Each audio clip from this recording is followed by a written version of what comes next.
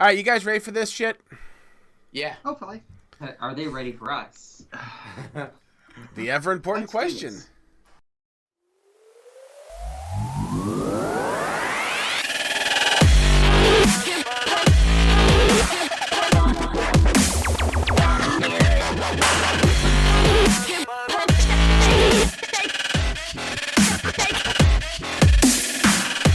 This is BRG Podcast, episode 26 for July 4th, 2016. Happy MURICA Day!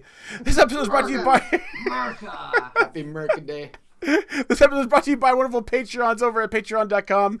Please head on over there and help us out. We always appreciate the love, and it does wonderful things for everybody, including you. So check us out.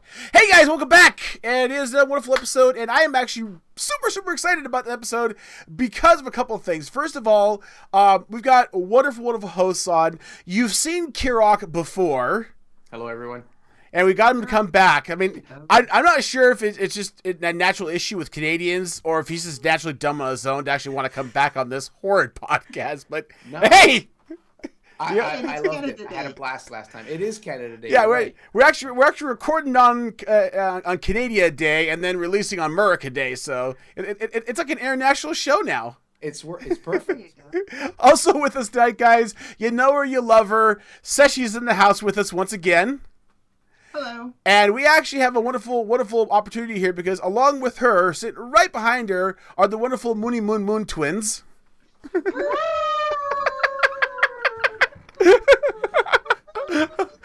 On our left, Seshi's right, we've got VSD. You've heard a lot about her and seen her some of the BRG events and other videos. How you doing, sweets? And then on our right, Seshi's left, we've got Argentum. Hi, everybody. She's a quiet one. She's also a brilliant chef, just for the record. If you ever decide to hunt us down and meet her in person, get food from her. Anyways, so guys, we're actually going to be doing a really fun episode, which is probably going to run long because we have a bad habit of that. But we're actually going to be talking about VR experience. We have talked about VR before, but we're actually, all of us here tonight have actually played with VR now.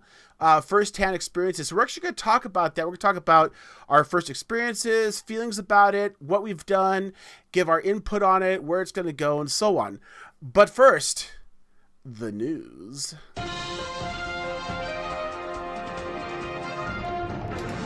Okay, so gonna dive right into this, have some fun tonight, because we haven't actually talked about layoffs in a long time, but if we don't have layoffs, at the very least, we've got all kinds of fun things with, oh god, everything across the board. And I've got my tabs so out of control here, it's ridiculous. So I'm going to start us off with Activision engages in DMC takedown against a poor, defenseless little indie game developer called Trek Industries. Yes. Basically what it boils down to is... So Trek Industries released this wonderful game called what's it called? Orion. And Activision slapped him and said basically DMCA'd their game off of Steam, saying, "Hey, they've pulled intellectual property from us with their guns." And so we, here starts a big pile of a heaping pile rolling downhill of you know what. So basically, what it boils down to is this big giant monster company called Activision is being mean and picking on this little guy, saying they're stealing our intellectual right in the form of guns. And you look at pictures here. I've got pictures that you can see. Here's a Black Ops gun that as an example that Activision is pointing out. Here's an Orion gun. Here's another Black Ops gun. Here's another Ryan. I mean, come on. What could they possibly be thinking? These don't look anything alike, right, Kirok? I took a look at them. They're very similar, but they're not exactly the same. But still, no, there's nothing here that looks totally different in my mind. And this is exactly how the boss David Prassel felt about this. Yeah. And he went on to the interwebs and started trying to rally the community about this evil unjust that's going on in this world, trying to get the community behind them to protect them. And that kind of backfired really badly, actually. Yeah. To start with, right at the beginning of this whole rallying on Reddit, somebody decided to post a contradictory type post and then decided to go ahead and take the things to pieces to point out exactly what they're talking about. So let's look at these images again now. And if you notice, he's made this wonderful little piece of art here that shows you all the details. Here's this one gun from Orion. And you'll notice that the top stock is from the M8A7. And then you've got the grip down below here that's from the KRM 262. Here's the Man of War. Here's a. Yeah. You get the idea. And Yeah, they basically tore it apart and started going, well, this matches and this matches and that matches, and so they're like supporting the big gaming company. yeah, basically, the long story short is, they didn't just straight up one for one rip off a gun and then put it in theirs and say, yep, this is ours. They took pieces of each gun and basically kind of slapped them together to make a new one. Yeah. And then the reminders start coming in that, you know what? This is not the first time this has come up with this company. As a matter of fact, they have ripped off things repeatedly, and I mean we got caught. repeatedly. And it's kind of funny because they've had a history of games being pulled for, stealing dinosaur models and stealing guns and other things. And in every single situation, Prassel or somebody from Trek Industries has chimed in saying basically some kind of justifiable whoops, it wasn't our fault kind of thing. Or one of the devs didn't know this was supposed to be for inspiration, not to be used, or some other BS excuse. But they've even gone so far as to take a game, put it up, have it bomb terribly, have people bitching about, basically using other art, pull it back down, change the name of it, and then re-upload it again, say, look, it's a new game. So these kind of guys are not really on the up and up, to be honest with you. But they have a history, right? They have a long history of bad things. But in any case, they got pulled. They have since been put back up on Steam. If you're really curious about it, the early access game is it 49? Yeah. Is that 49 cents? 49 cents during summer sale. Which I say go get it. Why not? Rub 2 quarters together, you got a new game. And you get a penny back, so hey. So anyway, speaking of Steam, Steam is the gorilla around for online game retailing.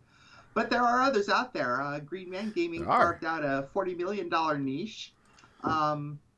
Actually $40.37 million in 2015.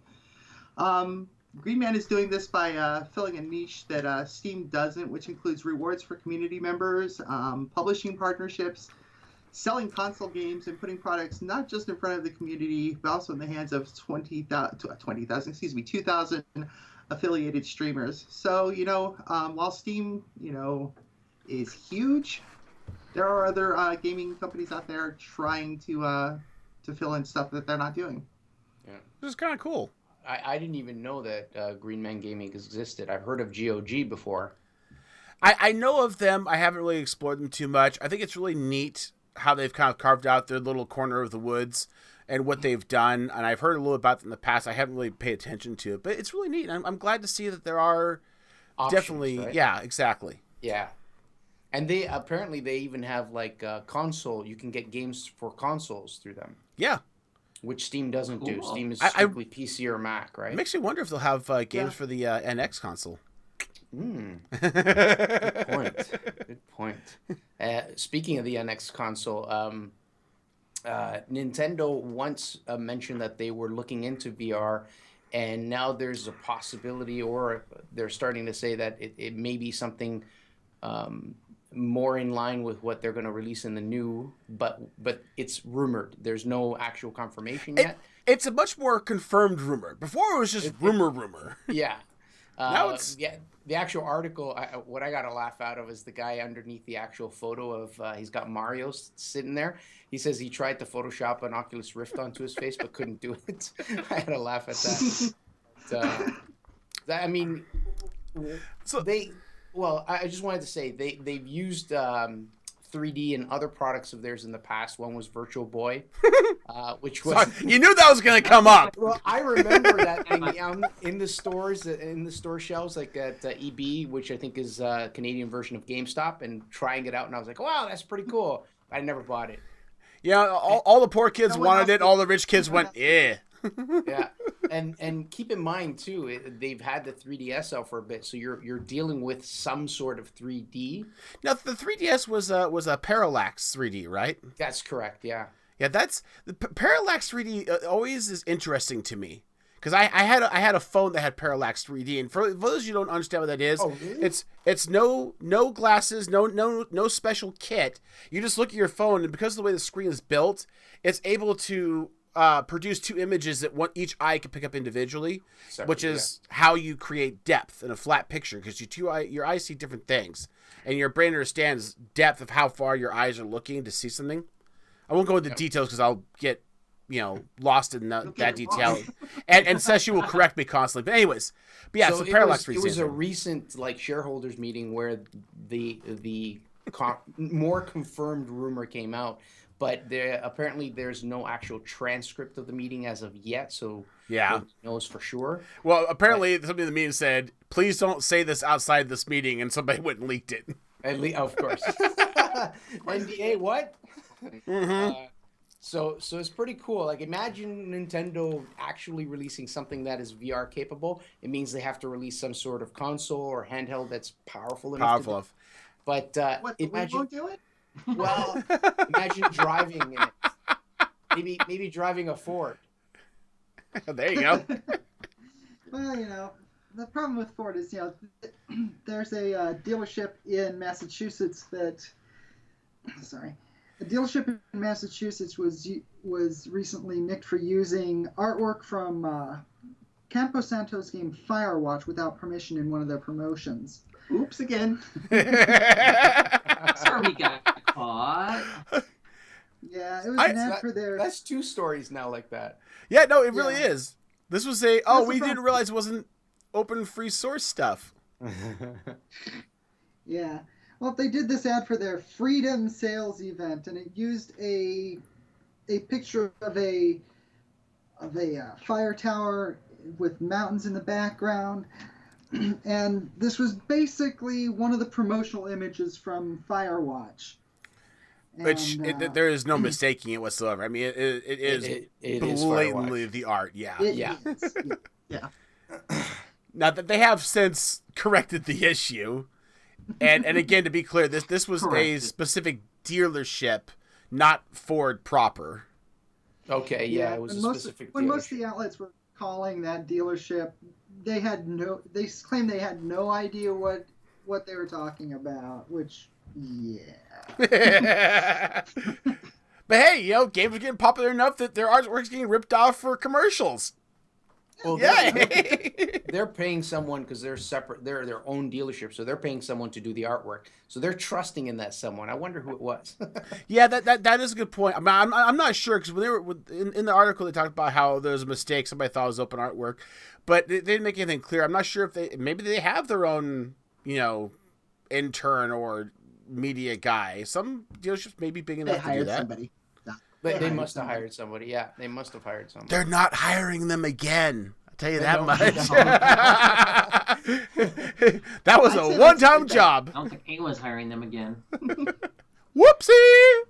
Anyways, guys, so that's a little bit of the news bite. I'm not going to go too much there. There is other news out there, and I have a few links down below in the unseen newses. But I do want to kind of move on because we've got plenty of other stuff to talk about. Just on the quick news follow-up front, we talked about the new YouTube terms of service, and I'm going to encourage you guys actually to go ahead and head over to Kneecap's YouTube channel. Again, links in the show notes. He's actually a follower of Birchwood Mining Crew. He has a video on the topic of the YouTube new policy and terms, and he painted a very scary picture that I didn't even think about when we were reading a little bit about it. So go over there, watch his video, listen to what he's talking about. It's a great video. I encourage you to go ahead and pick him up because, if he's got this kind of good stuff on there, obviously might be other stuff on there it's worth seeing as well. So check that out. Again, it gives you a really good kind of perspective on that. So definitely does. So that said, move on to the little tech tidbits. Awesome. Yeah, I've got a little bit of sad news here. We've got a Russian AI robot by the name of Probobot that's about to get scrapped. for the Oh, no. crime of breaking out of its lab and finding itself in the middle of a street, just sitting there. You know, it's not like It it did ran out of anything the really powers. wrong. Johnny Five is alive. Not for long. Nice. Apparently, he's done it not once, but No. twice. Yeah. So, Yeah, the first time around, this is a robot that's designed to avoid obstacles and just deal with people. Remember the people it deals with. It was actually designed to interact with humans realistically, but I only have to wonder what kind of humans it was dealing with inside the lab to want to escape from it. Yeah, and again, escape twice, and Yeah. They recovered it the first time, and it escaped again. Well, they flashed its memory too, didn't they? yeah. Yeah, they pulled a Watson on it. And This is- Can I say something? I was Yeah. reading through the article, and I love this line. The other robots which have been created from the same series are well behaved. I'm like, well behaved? What are they? They're robots. Okay, so to be clear, guys, this robot is actually designed to be a friendly, interactive robot. It basically what it is, if you went to like a shopping mall, this would be the thing that would come up to you and ask if you have any questions, you need to go somewhere, and it's interactive. And as Vince said, it actually has like text so it can remember faces, etc. It's made to do obstacle avoidance. This is what they were testing. They let the robot go run off and roam and do its thing to see if it could do okay. And it found its way out of the gate and onto the street, where it promptly lost battery life and died. And then I think it worked all too well. It It's trying really to avoid did. obstacles in terms of cranky people that it has to deal with. So the long story short of this is it did it not once but twice, and that's after having its memory flashed in between. And the last comment is really kind of sad, because the co-founder for the research lab basically told the Mirror in an interview, we've changed the AI system twice, and now we think we might have to dismantle him. Which is just Yeah. sad. Poor Disassemble? poor IR-77. Can we start an online petition so we can feel good about ourselves even when we're not doing anything? I mean, you can if you want. Get right on that. But the moral of the story is, in post-Soviet Russia, robot tries to escape you. God! Nice. We just need to get a group like people for the ethical treatment of robots. Hey, Peter. hey. God. That ties in really well to comments when we get down to the feedbacks, just for the record. You know what? I'm gonna go. I'm done. Media bites. If we're done with that, let's move on to Media Bites. CBS and Paramount have released the official Star Trek fan film rules. Yeah, this is gonna go over like a turn the punch bowl. Yeah. This is crazy. I mean, I understand they have to protect their intellectual property, but Understand. geez, guys, really. Number one. Well, okay. Whoa. Hold on. Back for 1 second. Let's just remind people, this is most likely a response to the whole Axanar thing we talked about on a previous episode. So a fan-made film that basically they went after, and then their directors basically said, hey, you need to stop this because you're pissing on the people that pay for the movies. Well, here's the problem. Axanar looks better than any of the reboots, so yeah. They're Oh! That's because they don't have fucking James R. Yeah. Martin on there. Anyways. Fan productions must be less than 15 minutes for, we have a phone ringing here. Oops. That's why we don't bring phones into the studio, sweetie. Oops. It can't be more than 15 minutes for a single self-contained story, and no more than 2 segments or episode parts, not to exceed 30 minutes total, with no additional seasons, episodes, parts, sequels, or remakes. Okay. I guess. So you can have a cartoon length something, but, no more than 2 parts equaling 30 minutes. 30 minutes. Okay, so That's insane. not bad. The title of the fan production or any parts cannot include the name Star Trek. However, the title must contain a subtitle with the phrase, a Star Trek fan production in a plain typeface.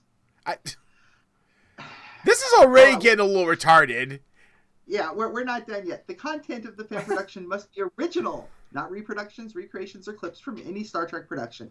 Okay, I can kind of understand Sure. that. Why would you remake it anyway? Sure.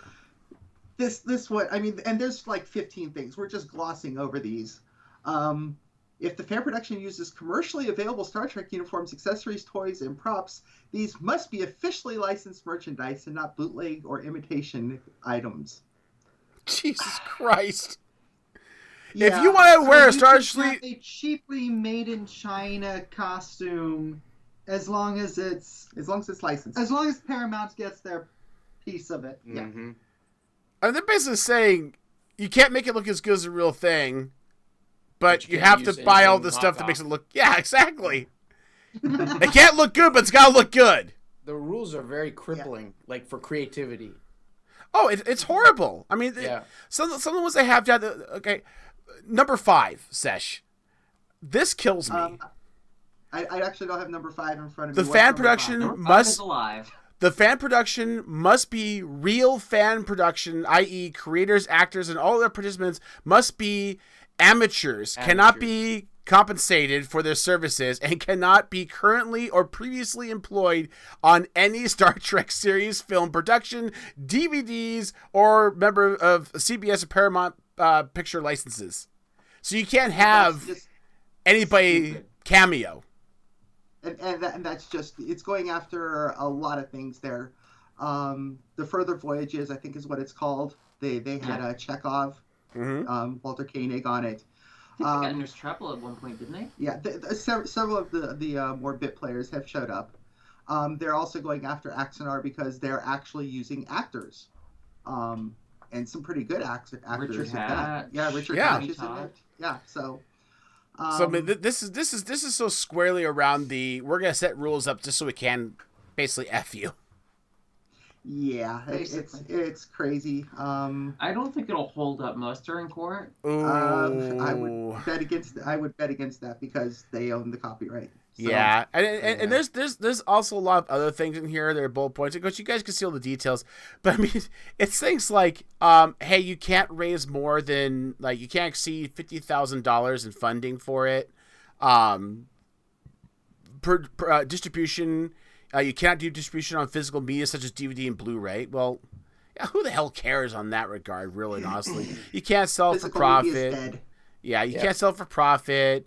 You can't click through for banner ads. I mean, some of the stuff makes sense. I can understand. Some of it's just like, oh, you've got to be kidding me. I can't wait for someone to actually try and make a fan film using these rules, and it's going to be horrid, and the backlash is going to be glorious. Well, maybe. I mean, there was a lot of backlash on the whole Axanar thing, and it took, famous directors to get Paramount to back the frick down. So. Oh no! I'm sorry. The famous director was wrong, and the suit is going forward. What? Yeah. Wow. J.J. Abrams spoke out of turn, and the suit is going forward. That's harsh. Yeah. Wow. Well, there you go. There's a news bite for you. That makes it better than fried chicken. At least I got fried chicken.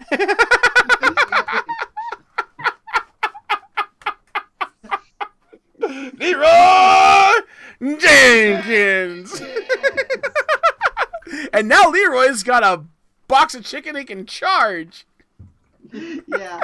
The KFC in India decided to introduce a new box, a new container for their food. Their Wada box. What? What? What? I saw this box and sorry guys, it's totally inside joke, but I immediately heard RG's voice. What? But this takeout box basically has a built-in battery to charge devices through USB. Because that's environmentally sound. Yeah, you need. How do you dispose of these? I don't. I just have this. They say that it's a reusable, rechargeable battery, but how are you going to want to reuse that box? What I want to know is what the nutritional label is going to look like for that box. What was it? 61 milliamp hours? 6100? I mean, That'll be listed on the ingredients. Atomic chicken. I've heard of them doing power lunches, but I'm not really sure that's what they meant. Apparently, it doesn't do a great job charging either. Oh God, we're gonna critique that now. I don't know what is. Every country's different, demographics different, personality different. I don't get this. Okay. Well, you got to consider this. Somewhere there was a high-level meeting with a bunch of suits sitting around a table, and they're going, "Yeah, let's put a battery in a box." Yeah. Okay, so Seriously? here's the thing. Here's the thing. Think back through your life and think about all of the disastrously stupid ideas from the Ford Edsel to anything else you can think of, and understand that this was not the doing of one person. There was at least one person who said, "I have an idea," and at least one of the person went, "Yeah." Let's go for that. This is probably how this conversation went. It was, okay, one, cut a hole in a box. Oh God, no! No! Kids, do not look that up. Moving on. God, you're gonna get us in trouble. Damn it. No birthdays to talk about, guys. So we're just gonna blow right by that. We do have some wonderful little bits of history here. Yay, history! All hail Atari! All hail Atari! The mighty Atari. June 27th, 1972, Atari came into existence with Nolan Bushnell and Ted Dabney. Their first commercial video game was Pong, which started the whole video game craze. Mm-hmm. And then in 1977, they came out with the Atari 2600, starting the whole home console craze. They weren't the first, but they were the first big one. And they got eaten alive. That's history. That's awesome. When you're watching this video, July 1st, 1979, so it'll be the day you watch this video, the video comes out, it'll be the actual birthday. The first Sony Walkman was released. TPS-L2 was the model. It went on sale in Japan. It would go on sale in the US about a year later by allowing owners to carry their personal music with them. The Walkman and their iconic headphones introduced the revolution of listening habits, popular culture, which eventually led to more mobile and, having all your music everywhere in one spot. So kids, this was before the iPod. Yes. This is I remember back when this came out.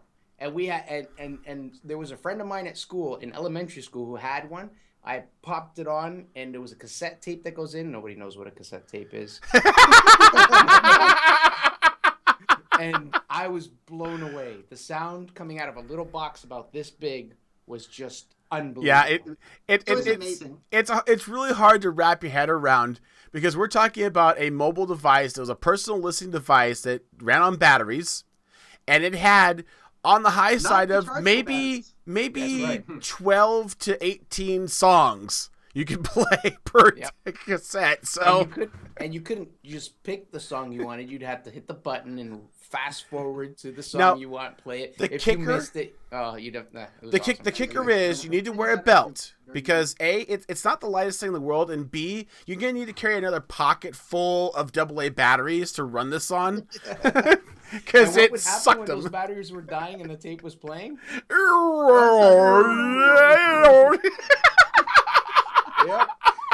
Yep. Oh dear God! Last but not least, on our tech history, a monumental occasion. Yeah, on June 29th, 2007, Apple released the iPhone for sale. The first one. Yet another personal listening device, kind of. Well, it's become that way. It's an iPod and a web browser and a phone. iPod, web browser, phone, iPod, web browser, phone, and all in one. Oh! That day. You know what? It was amazing at the time, folks. It was revolutionary, and whether you hate Apple, love Apple, or don't care, this was an important and pivotal thing. There were other large screened devices. There were other devices that had a touch screen built into them. But Apple's the one that I can safely say cracked the code for making a device that was easy to use and manageable with the important stylus called that nose picker thing you use.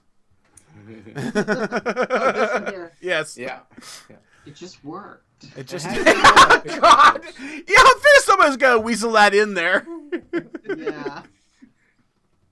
All right, guys. So that's the news and histories and whatnots. As always, if you want to find out more, there's always usually some extra links and whatnots in the missed show notes section down at the bottom of our show notes list, which you can find on BottleRocketGaming.com. Check out stuff there. I want to take a quick break here and talk about somebody new we haven't talked about before, and that's Virus X. Virus X is a newer companion to the BRG fold.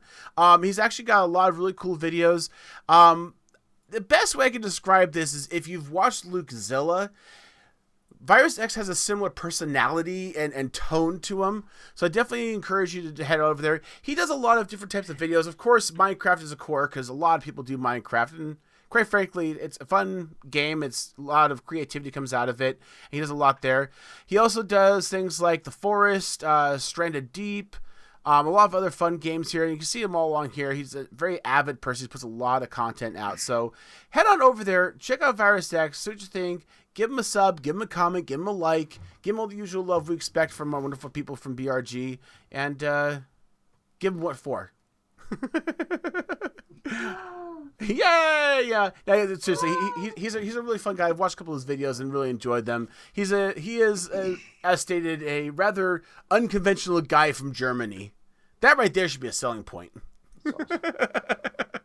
Like him already. I like him already. So what are we talking about this week?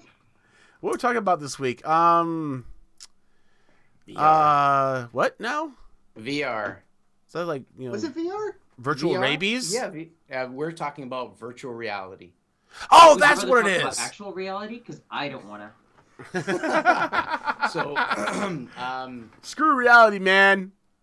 okay, I'm like hooked on virtual reality. I really love it.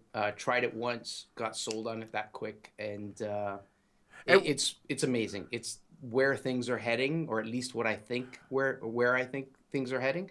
But the thing with virtual reality is it's very difficult to convey what that's like to someone watching someone else play on a two-dimensional flat screen, like on, when you're surfing the internet and you're on YouTube or wherever. So one of the things that some of the developers have come up with is a way to present virtual reality in what's called a high quality or a mixed reality video. And mixed reality really cool. videos are probably the best way to kind of like show that off, show what it's like to actually be in that space without actually having to be in that space. The best way I can describe it is it makes it look like you can see a person on a video interacting with the three-dimensional objects that are in the game, which is mind-blowing. I love some of the games they give examples of too, and it's neat because, like Garrick said, I've seen people try to watch videos of these different games, and just seeing basically what the person would see through their goggles. But you're watching it on a flat screen. You don't even remotely understand or get the idea. Oh my dear God, I've been meaning to tell you about this, Seshi. They have fantastic contraption for VR, and we need to get that. Oh wow, that could be a lot of fun. It's supposed to be a really fun game, and you can actually do mixed reality with that, but you need a good setup.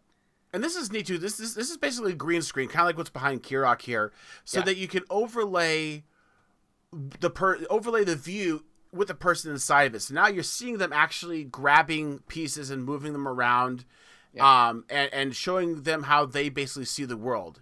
So this helps out make things a little more sense. Yeah, you need. Sorry, go ahead.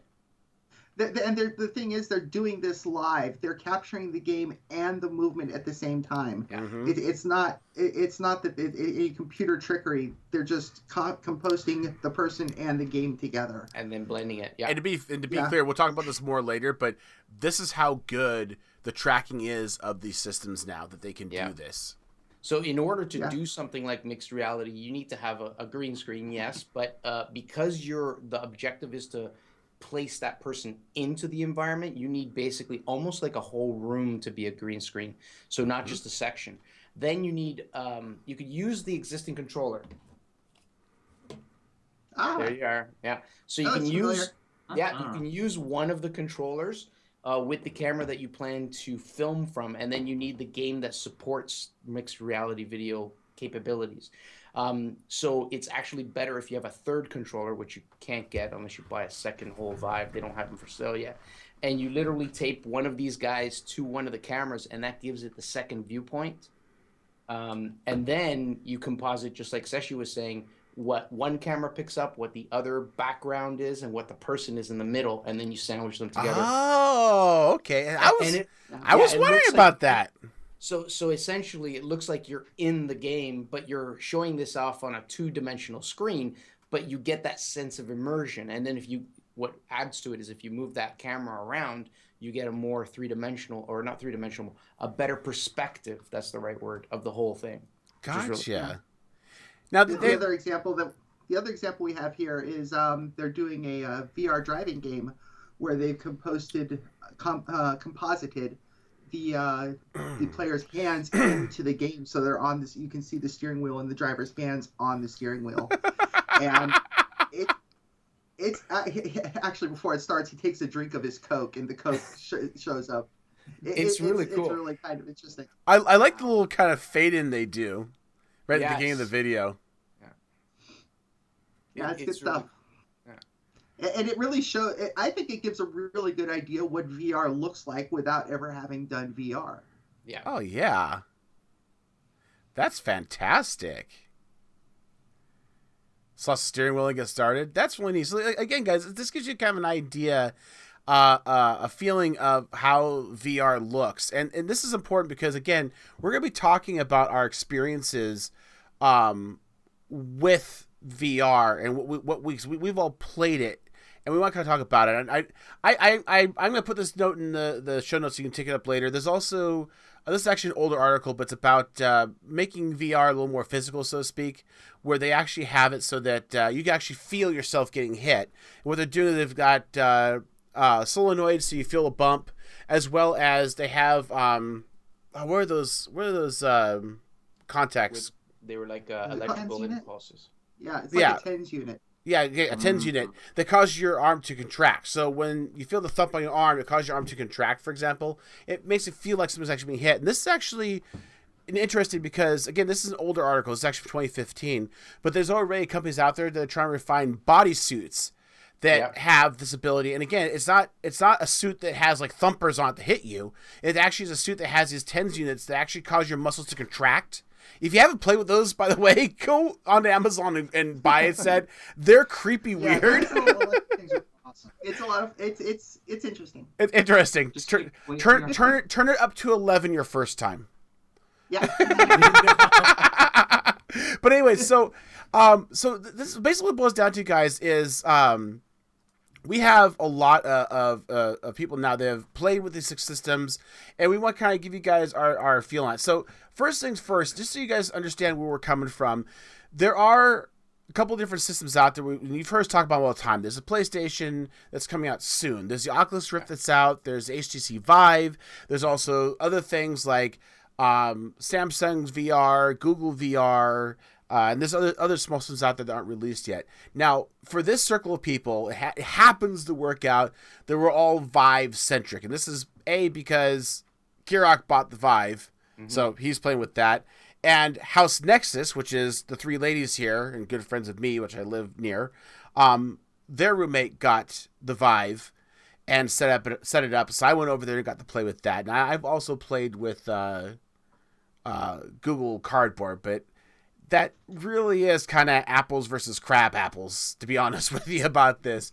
So that again, just so you understand our experiences, that's the primary stuff we play with recently. Now, one thing I want to bring up is Viesti actually had I don't know what the hell to call this. There was it was back VR when I was in college, and I don't want to date myself too badly, but they had like these big, huge harnesses and these really proto helmets and controls. Nothing sophisticated like the Vive, but you have to consider this was like 20 years ago. Right. I just dated myself. You're also the youngest person on this broadcast, so shut up. She did not use her one allotted. Yeah. No, I think I screwed that up earlier. But anyways.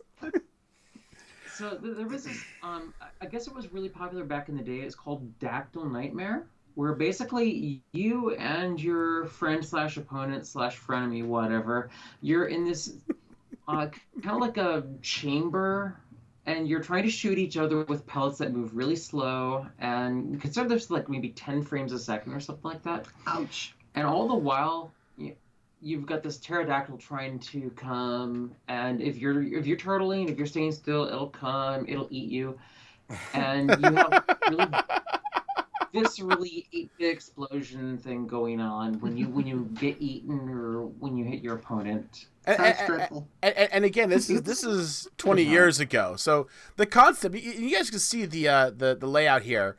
There are some things here that are very much similar to the architecture of what the modern VR system is now. Now, I didn't experience this back in the day, so I have no idea what the tracking ability was or how good it was. But again, VR's been around for a while. We talked about the Virtual Boy. You know, it's I guess VR is one thing that has stuck around, kept poking its head up, trying to see if it was, time for it or not. And I think honestly, it really is now finally time for it. It's finally matured. Exactly. Well, and a lot of it's just the computer horsepower. I mean, the computer you need to yeah. run a Vive is not a trivial computer. It's not. Some horsepower. Yeah. So you got to consider that too when you're deciding to get one, because if you don't have a computer to run it, you're going to end up with a really expensive piece of hardware just sitting there, and you're going to be disappointed, and it's not going to work. You definitely need something to drive it. Now, supposedly the PlayStation is going to have less demanding, but still out there. You've got Google Cardboard, which runs on a phone, so that doesn't take a whole lot. But again, that's a little bit different in that sense. It is different. But the tech itself is important. You can see this picture here that's got the breakout of all the pieces or components of the HTC Vive. There's a lot to it. It doesn't seem like much because it's all small pieces, but there's a lot to it. And part of it is you've got the screen that gives you the information, and you have to remember we're talking about two screens effectively that your system has to drive. So you got one for the left eye, one for the right eye. Right. And then on top of that, tracking is critical. There's an issue with what your eyes see and what your body feels. And if it doesn't sync up, your body goes, okay, either you're tripping on mushrooms or something's wrong here, and we now need to make you puke to get it out because you're obviously going mental. So tracking.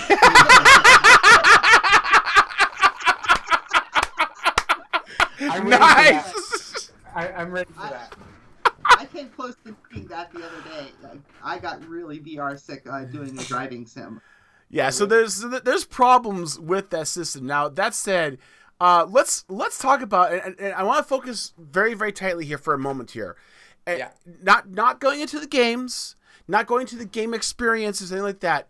I want to get your guys' first experience. Now we're talking about, we've talked about it, you've heard about VR, you found out a friend has, you go over to their house, and that first time that you put the thing over your head and it slides on.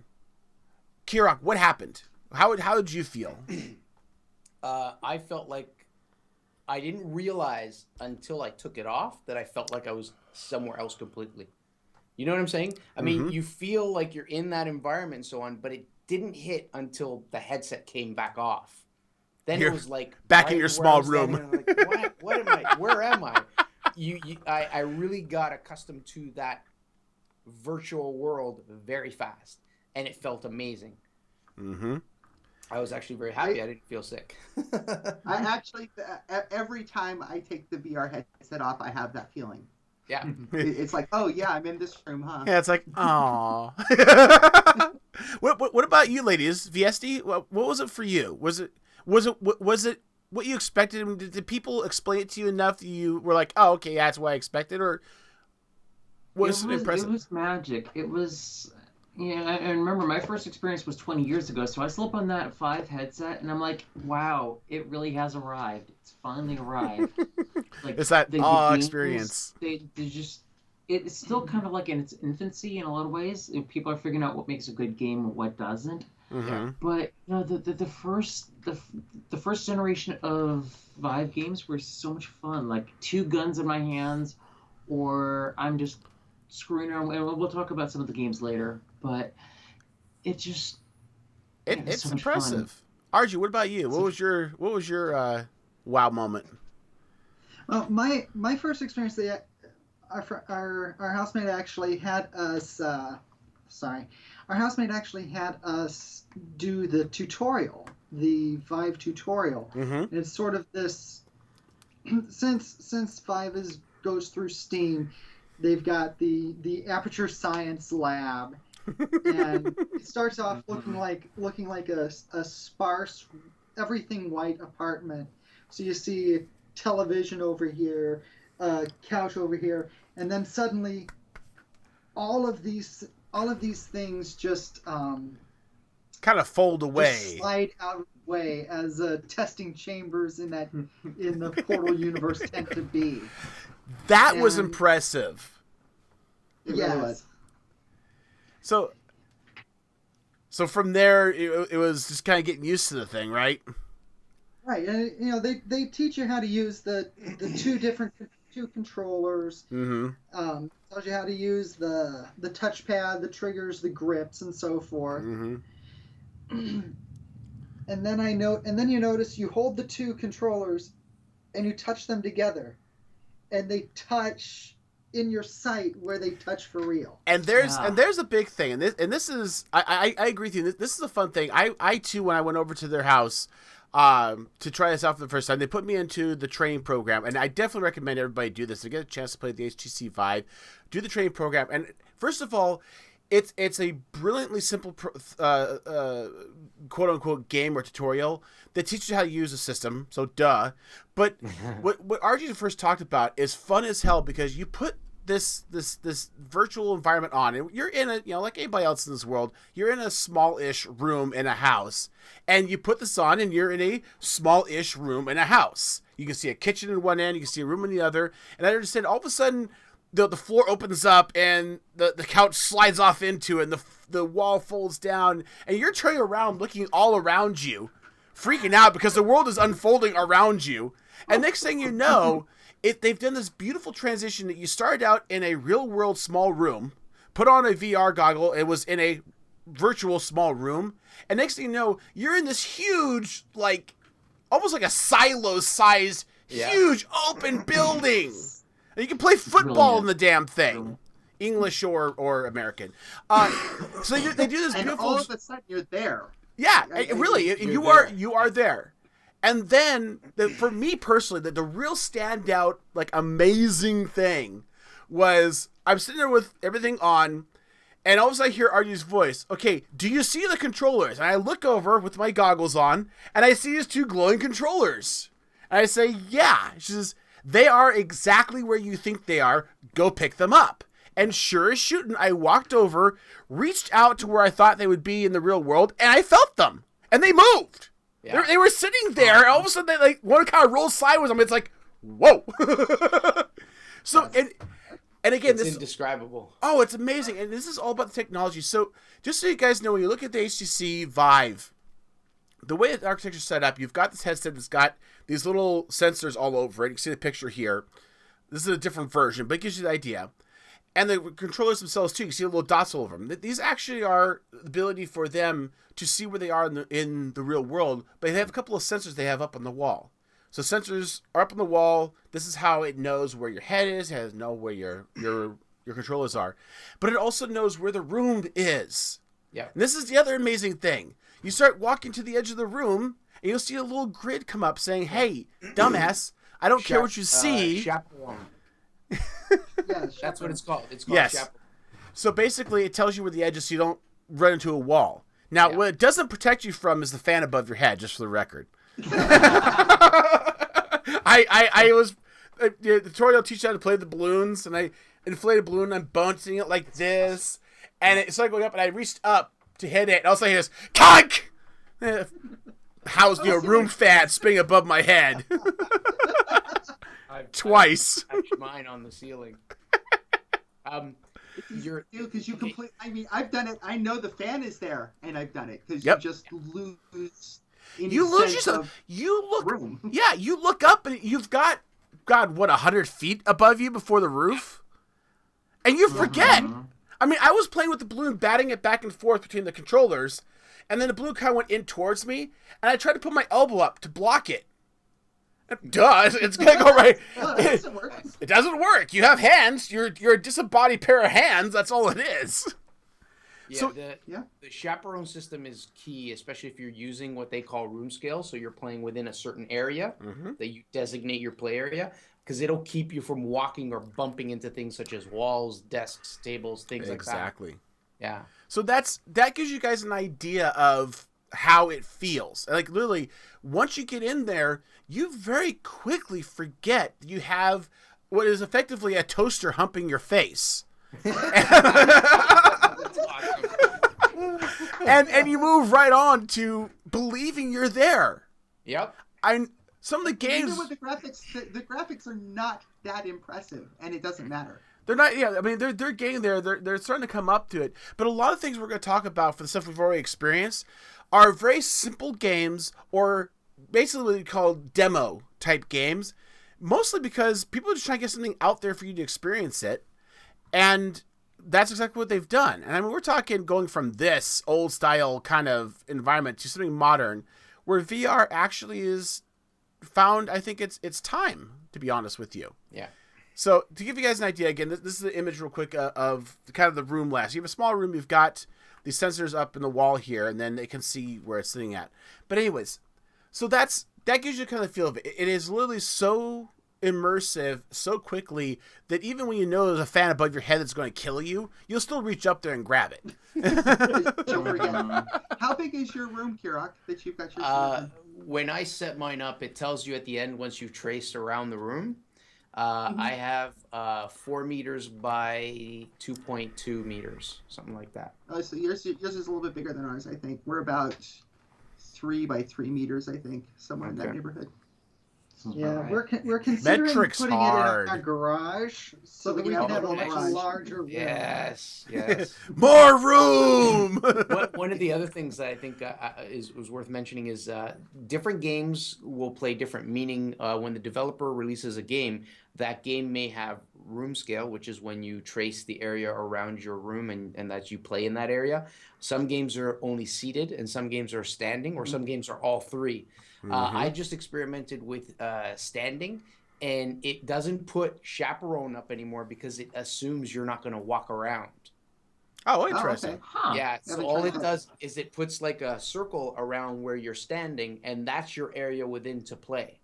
So you Okay. gotta, if you're doing that, and I'm so used to the room scale, I started walking out and I hit the wall. 'Cause it didn't bring up chaperone.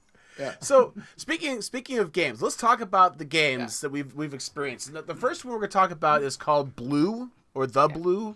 Yeah. The Blue. Mm-hmm. And it's not a game at all. It is an It's experience. more like a virtual movie. It's an experience. Interactive virtual movie.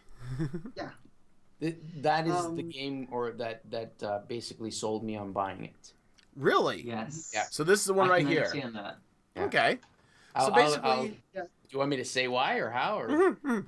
oh, okay. How'd that? I'll give Okay. a quick. Okay, go ahead. Go quick ahead. Go ahead. What's Yeah. up about it? It's the version that we did had 3 scenes. One was on a coral reef. One was deep in the ocean, and the other was witnessing blue whales. And for each of these, Can I they get a put you- witness? They put you in whichever their respective places, and the fish come by, jellyfish will bloop bloop bloop bloop. And that whale's an asshole. Now you were talking about, this is what you're talking about, Kirok, that you were sitting on the front of the whale boat. one. It was in a demo, so I didn't have access to all 3. Basically, it was just the whale scene, and I'm standing on top of the deck of a ship under the ocean. And first thing I notice is a railing, and I look over, and it looks like this cliff just right down. But I didn't realize or click that I was under the ocean until the whale came around. And then I turned around and I saw the ship that I was standing on the deck. And at that moment, I started walking, and the whole perspective changed, and I could see around certain things. And the first thought that went through my mind was, oh my God, Mist would be amazing in this. and that's it. After that, I was like, sign me up. I want one. See, and I love this. Game to do too, because you could do it clicking to places instead of having to walk. Yes, So exactly. Oh yeah, I look around the corner of things, and this is what's Yeah. amazing about it. Now, this is not really a game per se. It's kind of a demo, and I'm gonna skip a little bit here. I'll come back to our list here, but the other one that I experienced was the lab solar system. And this was a really neat one. This was kind of one that blew me away because I immediately understood the practical application of VR outside of games. And this one particularly kind of blew me away. It was fun as all get out because, as you can see in the video here, you can jump around, grab the planets off their orbits, turn them around, look at them, see the bottom of them, chuck them. You can chuck them next to one another. They kind of orbit and then fall apart. So it's neat because it's such an interaction tool and a learning tool on top of everything else. So these are the kind of things that they give you access to begin with, and it's really, really interesting. So that's one of the ones I loved a lot was the solar system. And there's apparently another universe sandbox one that you can also do. That's the game in and of itself is amazing, and then it also has capacity to do VR. So I'm kind of blown away by that. Speaking, I want to try that one out. Speaking of effects and whatnot, Blarp. I haven't played this one. I haven't played this. How is it? Blarp is the best game on VR. It just Seriously? is. Really? It is interesting. It's so much fun. It's like $3. You got to have it. Okay. All right. I'm gonna have to get it. Yeah, it's amazingly fun. Yeah, it's simplistic but very beautiful. So what you do in the game is there's a target. You're in a room, a fairly small room, and there's this little eyeball. And then there's a target that you got to make the eyeball hit. And the only way you can move the eyeball is if you pull the right trigger, the eyeball will move toward the controller. Mm-hmm. Or you can whip it around to give it momentum. And you can't let the eyeball hit the controller or it's game over. Oh. And so once the first one's really easy. You get the eye, hit the box, you're done. Except now there's another box and there's 2 eyes. You get that. Each time you hit the box, another eye, and they start going all over the place. Oh wow! So now all of a sudden you're trying to deal with these eyes going everywhere, and again, the remote, is when you push on the button, they're drawn towards the remote. When you left the button, they kind of starts floating away. But you have to direction. Yeah, it's so much fun. The funny thing about sounds this game great. is some of the levels you're inside of a box and they kind of bounce off the walls and you're confined. It's a little hard to work with. Yeah. Some of them are open space. But the thing I find funny about this is, again, to understand the whole idea of being in the virtual reality is the only thing these things can't hit is the remote control you're holding in your hand. You don't exist. They move right through where you are. You don't exist, so it's very It's a little strange how they can unnerving. go through you. Sensation, yes. It's a very interesting sensation. So, again, it's a really fun game. It's a great example of VR at its best because, yeah, you can do something kind of like this, sort of, and other avenues, but this is, you're not going to be able to pull this off at all without a good VR system. So that was a fun one. Now, again, not exactly a game per se, Mm-hmm. but so fun is Tilt Brush. Oh, the 3D print, the 3D painting. That's a lot of fun. This I first got experience with this on watching a YouTube video. Again, it's hard to get a feel for YouTube video, but this person had on the VR system, and this is one of the ones that when I watched the video, they were doing that green screen that Kurok was talking about. The And reality. she's just sitting there talking about stuff while she's drawing. And you can see in the videos here, these people are sitting here building these beautiful, beautiful 3-dimensional pieces of work. And I play with this a little bit. I was playing around with it, and you've got one controller as your brush. It'll show you the little point, show you how wide it is. If you want to change the brush's effect, width, color, etc., you can go to your other brush. Your other brush is your palette and your tools, and you can swipe the remote control and spin the faces to go to the colors or go to the shapes, or you can actually just turn the whole remote around. Which is how I ended up. I just did that naturally. I was okay. Here's one thing. Spin my hand this way. There's another part of the palette. Spin. There's another part of the palette. And there's another thing that is so natural to us is you're holding your hand and you see the different faces, the color, the palette zone there, and you do this naturally. You go, oh, okay, here's my colors. Oh, here's my brush. So it's very comfortable. It's very natural. It feels very real. But some of the details you can do straight line drawing. You can do arcs, etc. And I tell you, Sesh, 5 minutes of playing with this, what popped in my head is, oh my dear God, we need to have SketchUp in VR. Oh, that would be amazing. I would just do housing and stuff. Oh God, so good. Wouldn't that just be awesome? Especially if we could collaborate. No, and you know what? I bet you it's not that far out. I bet you it's going to happen soon. I would hope it does. I mean, it's too bad Google doesn't own SketchUp anymore because that would be in there almost instantaneously. Oh yeah. Yeah. Now the other thing, getting back to kind of the games front, VR has got a big perk to it compared to other games. Is it actually gets you off your duff, and a great example of this, RG, is Audio Shield. Yes, that was one of the first games that I actually tried on it as a game. And I actually use this as a workout. It works. I was trying to I described this to a friend of mine as basically Guitar Hero plus boxing. Yeah. Kind of, yeah. It's like Taibo Hero. What the game is you put in your MP3s, your audio files, and it will procedurally generate a course for it. So you can use your own music. Yeah. Oh, yeah, you can use your own music. I played Daft Punk for my first experience. It was great. Yeah. And it's brutally simple, seemingly. You've got a blue shield. Your right hand is a red shield. Your blue hand is a blue shield. Left hand. And these balls come flying towards you. It's flying You've balls. got a block with the right colors. And they come in time with the music. Yeah. And if you get a purple ball, straight towards you from forward. Some will come from above. Yep. Yeah, they come from all over. And I have trouble. She has the opposite problem. I have trouble seeing the blue ones coming from the far left, and she has trouble seeing the red ones coming from the far right. Mm-hmm. And you can see in this video, it is very active. And again, I want to note the motion tracking. You see the person's silhouette. You can see how they're moving in relation to the video, and you get an idea of just how active it is. And as Seshi was saying, you have to look. You have to actually look around, because if you favor one side, you're going to literally get blindsided by these things. And the other thing that I'm surprised Seshi hasn't made note of yet is the controllers themselves have haptic feedback.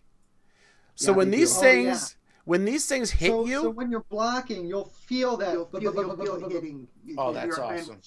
Yeah, you actually feel the effect of it. Oh, now I gotta here's get this. the weird thing for me. For me, and this was totally unexpected and weird, when you're blocking one of these things, it showers sparks out, and I kid you not, I can feel the sparks hitting my skin. No chance. This is how immersed you get into it. You get to a point where your mind's actually playing tricks on you. I have to say this. So what happens in the Matrix stays is real. Your mind makes it. Morpheus, your mind makes it real. Now, this is the other thing is that it says she made a comment about how this could be even better workout for us. I was thinking about getting some little 2-pound wrist weights that that's a great idea. Strap them on, and as you're I'm kind of out of shape. So just doing it without the weights on it at all, a couple of songs in, I'm like, oh, I can feel it in my shoulders. But put some weights on there. I think just a couple of pounds moving around, and you've got a workout, and it's a lot of fun. Oh, yeah. I mean, we'll get into what we want to see in the future. In just a little bit, we'll talk about what we're looking forward to. But this game has a lot of potential for, not only is it fun, but, again, good workout. And I can see a lot more coming down the line for it. So that is definitely one of my top favorites already from the what I've played. Yeah, Kirok, if you haven't played that yet, that is a solid win, hands down. Yes. Highly recommend Speaking of which, Is it on the Steam sale? I don't know. I don't know if I it's on think sale. so. It's on Steam, but I don't. What is on Steam, VSD? You said is Waltz of the Wizard? Yes, it's very evocative of Sorcerer's Apprentice for me. You've got this, or it basically positions you in this wizard's tower. You've got a wizard's bench in front of you and a bunch of, like, a cauldron. You've got a couple different potions, and it just lets you play around. You can kind of take like newts, eyeballs, and weed of whatever and put them in a bibbidi bobbidi boo, and potion that makes you big. VSD, you need to call differently. You need to call the devs and become their spokesperson, because that was just eloquent. A little bit about for the boo. bibbidi bobbidi boo part, though. Totally. He owns the rights to that emotion. So, what It's was it got all? A lot of little lovely touches. Like, for example, you can eventually open portals, and it takes you to, like, parallel worlds where you just kind of like have like a 1 minute experience before it takes you back. You're in a. Did it at any point in time? Experimented on by like aliens or something like that. At any point in time, did it ever go frippy ding ding on you? A few times, actually. Like, there were definitely times, and I may have been a little bit altered that night. I will. Shh. Drugs were a fact. Shh. And We so don't I'm do like, that here in BRG. I'm just gonna put this out there right now. A completely like sidetrack moment here, but guys, frippy ding ding, just go ahead and make that a thing on the internet. I want to see that blow up on the internet. I've been trying for decades. So, Kirok, you've played with this too, haven't you? Sorry, I didn't hear you there. Have you've played the Waltz of the Wizard, haven't you? I have, yeah. So Spent a lot of time in it. It kind of sounds like, I don't know if you've ever played it, but it's like an alchemy game on my phone where you just say, okay, I'm gonna put water and earth together and get mud, and then you use mud. So it's not a game per se. It's more like an interactive demo, but it's about exploring. So you do exactly what you just like mix different ingredients into a cauldron and come up with potions. And the best is though interacting with your environment, because you discover different things like the portals. You discover there's wait, what? Xylophones? Yeah, on the desk there's like the xylophone that you can just play with. Yeah, and that opens up the gateways. There's a knight in armor, and if you throw him an object, he'll catch it and throw it back to you. I didn't see that. So if you grab something and toss it at him, he'll actually grab it and then throw it right back at you. And if you can catch it, you can have a game of catch. It's like there's a lot. Every once in a while, you see a giant peek his eye through the window, and you can shoot the giant with a crossbow. There's a guy that comes up the stairs in the side. He just comes up and he just looks in the room for a bit with a lantern. If you don't, you might not catch it. You might not see him. He'll come up, look a bit, and then go back down. Yeah, there's every time I go to back explore. There's something new that I find or discover. It's a lot of fun. That sounds amazing. The special moment for me was when I tried setting my controllers on the wizard desk. It didn't work very well. I tried to lean on it and look over because something fell, and then in the real world, I'm stumbling through the desk. Again, cannot emphasize the immersion factor. Now, another one was A10 VR, VSD. Yes. I haven't played this. So A10 VR is one of the games that basically you've got two guns. And this particular one is very much a shooting gallery. You've got like bombs coming out of like these 5 portals, and you can't let them reach you. And so you just shoot them. And one of the things that you may not know about me is I was actually born left-handed. And I was born in a time when people grabbed the things out of my left hand and forced me to write with my right. So I guess I've got a little bit of advantage in games where you go guns akimbo, two guns. I'm just going gun kata, shoot, shoot, shoot, shoot, shoot. And it's just like, it's very zen for me. It's very blissful. Interesting. That's pretty cool. That looks like fun. I'm pretty sure there's going to be a lot more of these type of games out there coming soon. You also talk about Loon. Was it Loon? Yeah, this is another one of those interactive demos. Basically, it kind of gives you this thing and doesn't really give you any instructions. You touch something and boom, it turns into a long log, and you can kind of stretch it. Oh, okay. I played this one. I didn't know it was called Loon. I spent like 30 minutes just playing and making myself a little like tent or something before realizing it actually had more depth to it. Like if you touch all the things it gives you, then it gives you like this rainbow canopy coming from above. And it's acid trip like actually. It's interesting. Aren't we family friendly? Try drugs without trying drugs. I like it. You know, it is what I imagine an acid trip would be like. Sure. I don't even begin to know. Now, one other one here that Kirok pointed out is the title of it: hot dogs, horseshoes, and hand grenades. That's what it's called. It's not a game, so it's another one of those type tech demos. But what makes this stand out is it's an accurate, real-to-life representation of weapons. So there's a guy, the guy who's actually the developer who's doing it. He's very active in the community, and he updates the game regularly with features. So he's basically almost weekly adding new stuff and improving the weapons. So you can actually be in a shooting range, or you can go through a course where you have like those. It's like a 2-floor building, and you can go up the stairs and shoot the paper cutout guys that represent enemies. But where it's pretty cool. But where it shines is the realism of the guns. So you can actually order real world guns through what is kind of like what we were talking about this. What's it called on Star Trek where Captain Picard gets his tea? Oh, the replicator.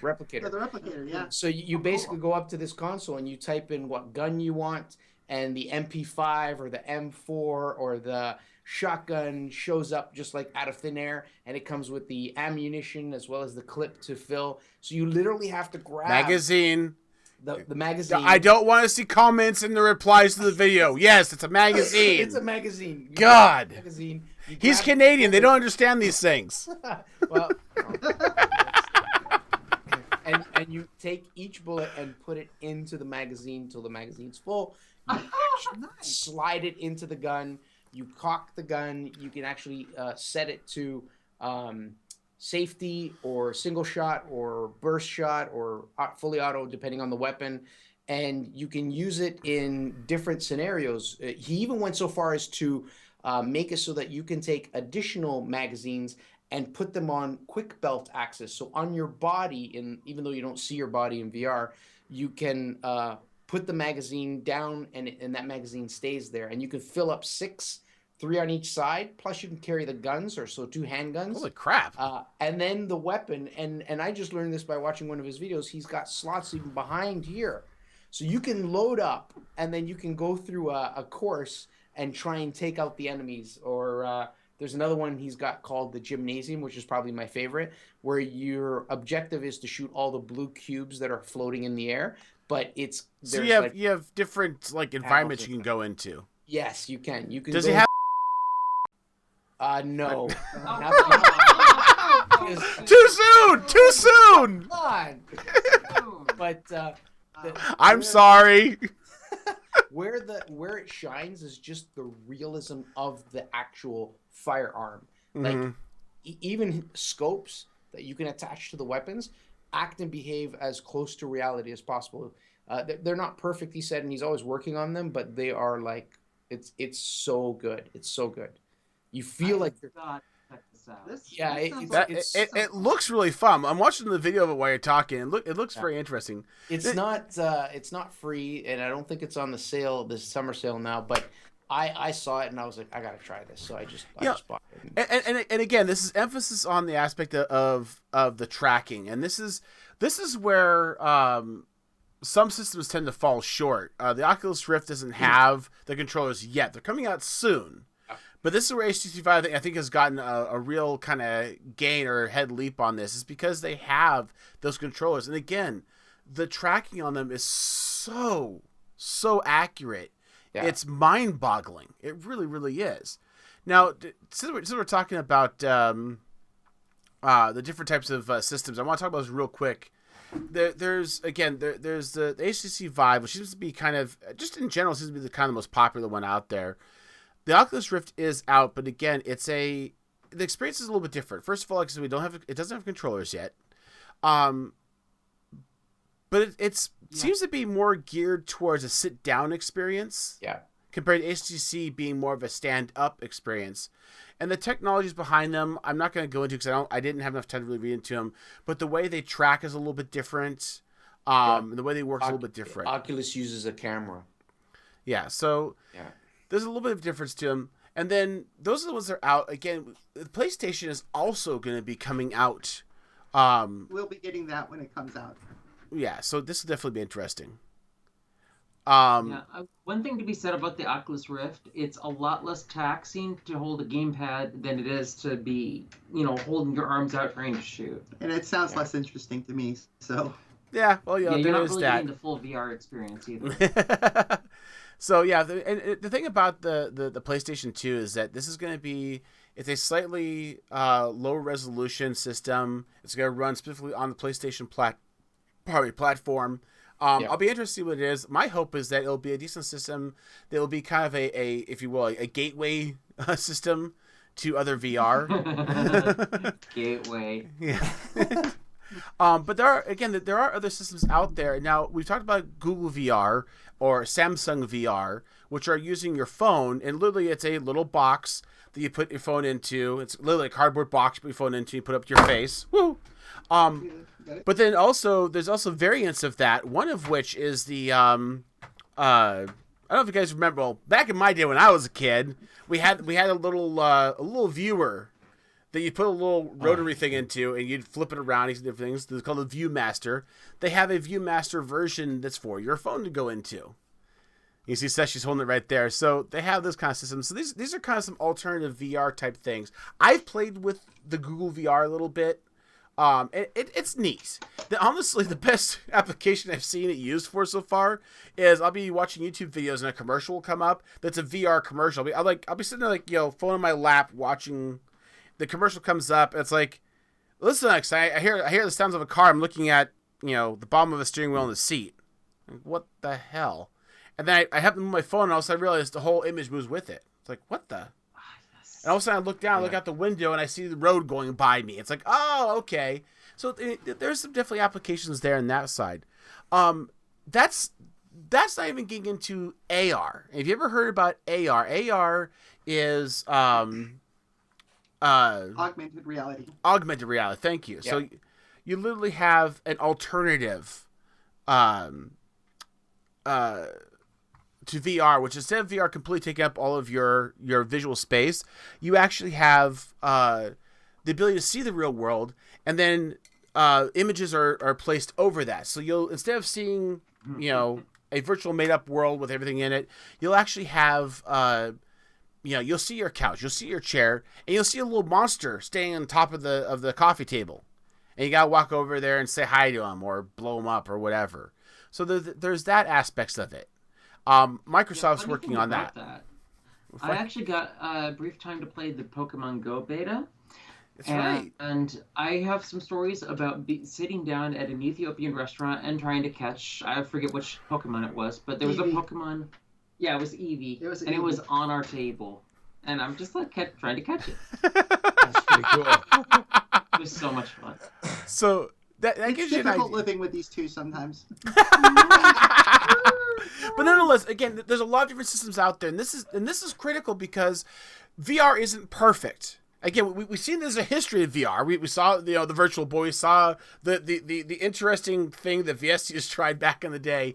VR has come and gone multiple times trying to find its footing, but it really has been technology before its time.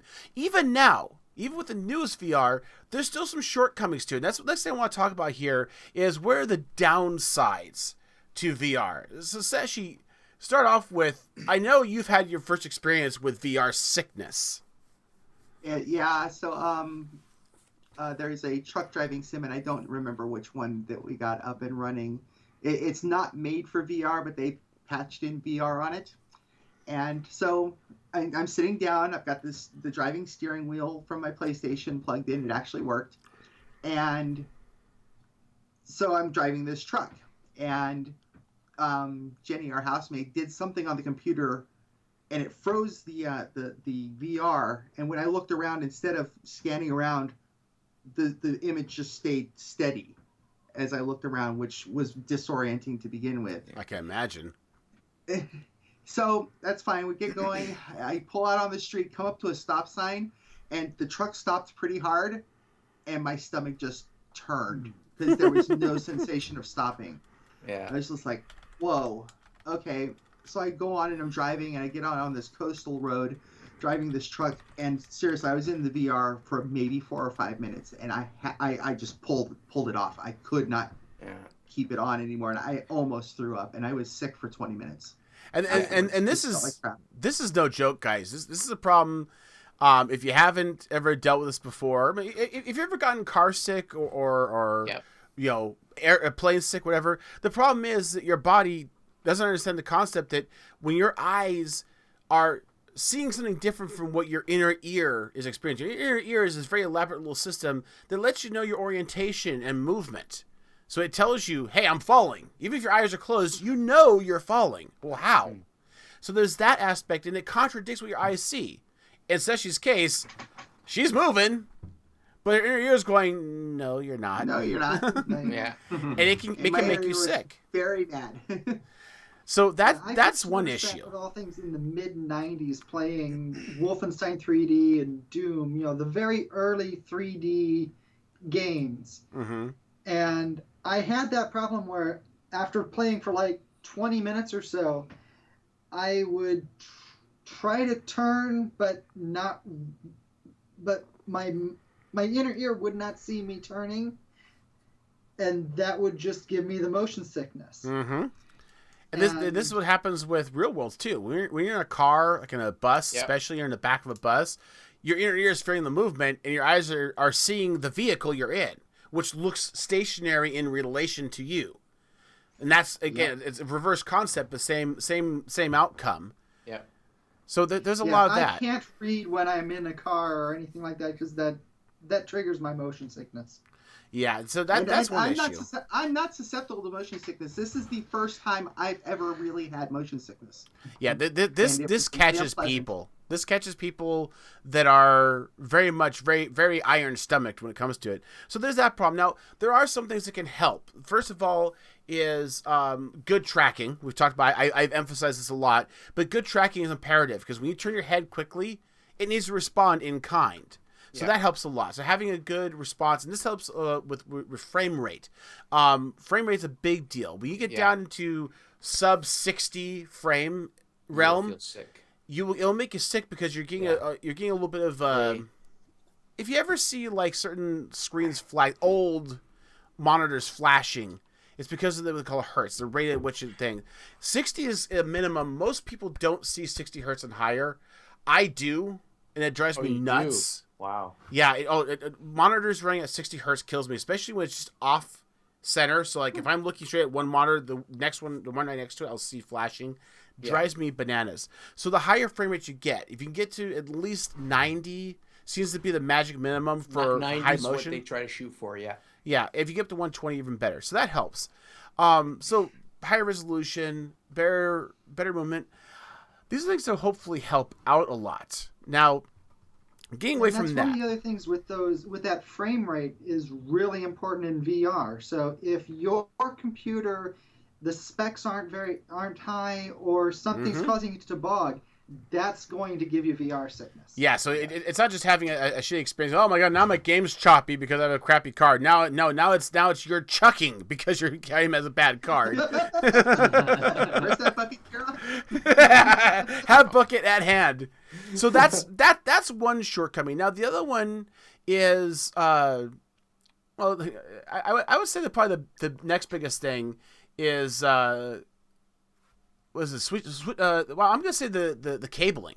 Cabling's another thing we ran into. Yeah. That was a problem. Already get the card. Now, Well, is the Oculus wireless? No. So it's wired as well. No, it's wired.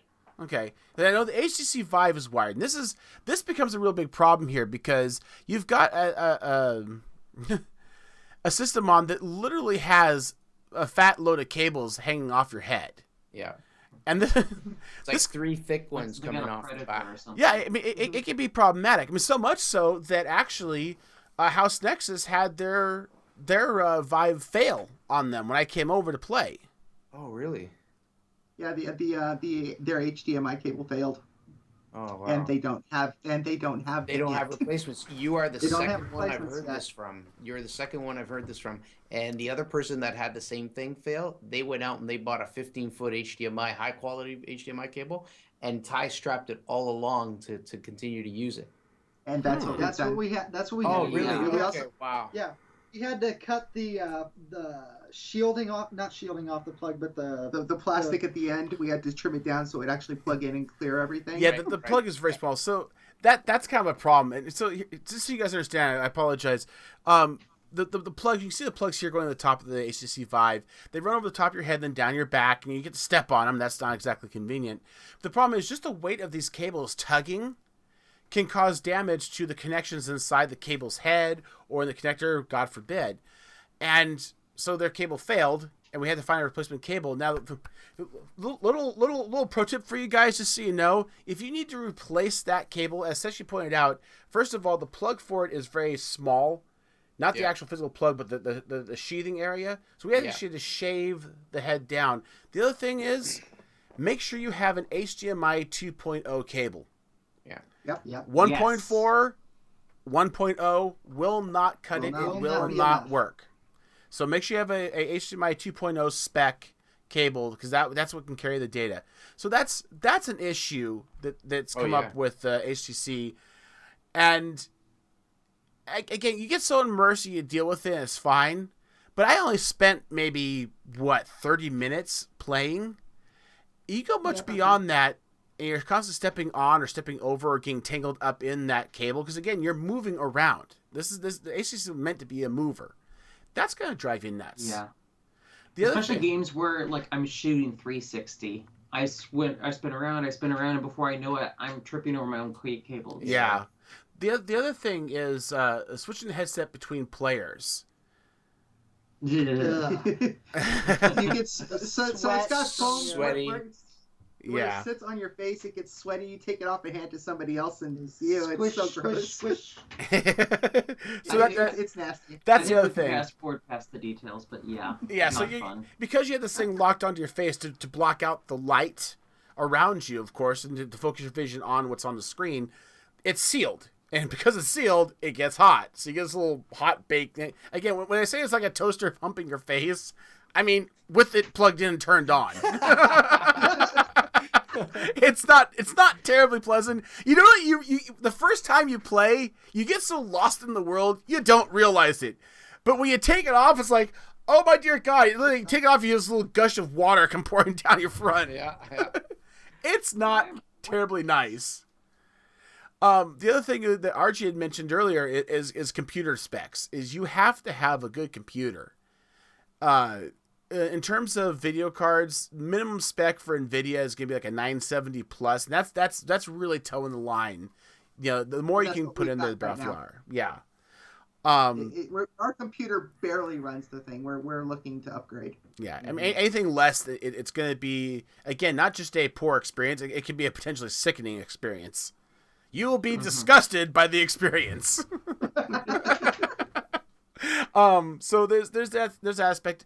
Also experiencing some calibration issues. Was that you, Seshi? Actually, it's Argentum, and it's something new. We changed our setup because our room we have is basically kind of an office, and it had more stuff in it. And so we took a lot of it out so we would have more room in the. It's now the VR room. And so RG's profile that she's using, I think it hasn't just tracked correctly yet. Jenny's profile is fine. I think RG's profile is having some problems. But when you have those problems, it throws everything off a little bit. Interesting. So everybody's profile is a little bit unique in that sense. Or set differently. I'm not sure. We need to dig into it. We just really found out about the issue with Argentum's profile today, so Really? we will be digging into it. No, You Viesti might just need to rerun the room scale. That may be what needs That's to happen. probably it. Yeah. Gotcha. She probably made the profile when it was in the Different earlier, configuration. smaller. Yeah. Gotcha. So Viesti made a comment or put a comment in about controllers not being ideal for the experience. Yeah, there were a lot of situations where I could think there would be a completely awesome experience, but I would want gloves rather than controllers. Okay. I was going to say, the controllers really are awesome, but yeah, I can definitely see where you're coming from, because a lot of cases where the controllers are at, the interaction point, if you will, like pointing at things, painting things, is on the end of the controller, not where your hand is. So I can still understand that, and I have a feeling that's probably going to be something coming in the future. Kirok, you've got a list of a couple of things. Now, Yeah. no motion sickness was one thing you said, but disconnecting from the body is an interesting thing. Yeah. Seeing with glasses. Yeah. So I experienced this. I played with my glasses, and over literally 2 play sessions, I started to notice scratches on the lenses. Really? Oh yeah. Ooh. So just if you have glasses, just be careful. You know how the Vive has the ability to extend out the viewing screens. If you're wearing glasses, I recommend pulling them all the way out, so there's little chance that the rims of your glasses could hit the lenses. So I had that happen, and then I got lucky. The place that sold it to me switched it out for me, but apparently it's pretty expensive. It's like $200 US to replace those lenses, apparently. So what I did, and this is maybe a little bit to the extreme, but what I did is basically get contact lenses. Yesterday was my first day wearing them, and they're a little weird. I have to get used to them.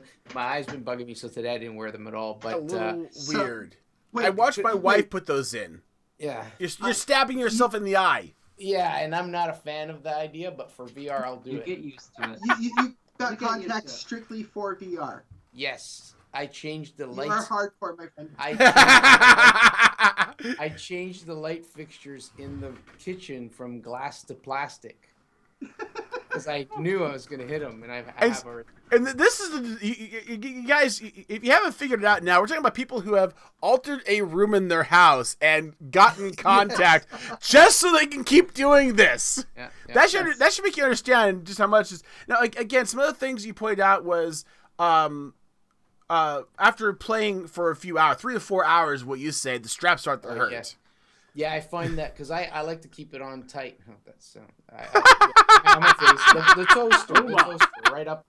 So now that I don't need the glasses, I can bring the thing up close, and the straps I tighten them up a bit, maybe a little too tight. But after 3 or 4 hours, I start feeling the pressure on top of the head and the back. So then I have to. I want to point out the whole 3 or 4 hours part of that. I figured Yeah, it's you- time to take a break. What else Go do to you- the bathroom. What Take a else do you? break. Yeah, seriously, what else do you use that bucket for? Just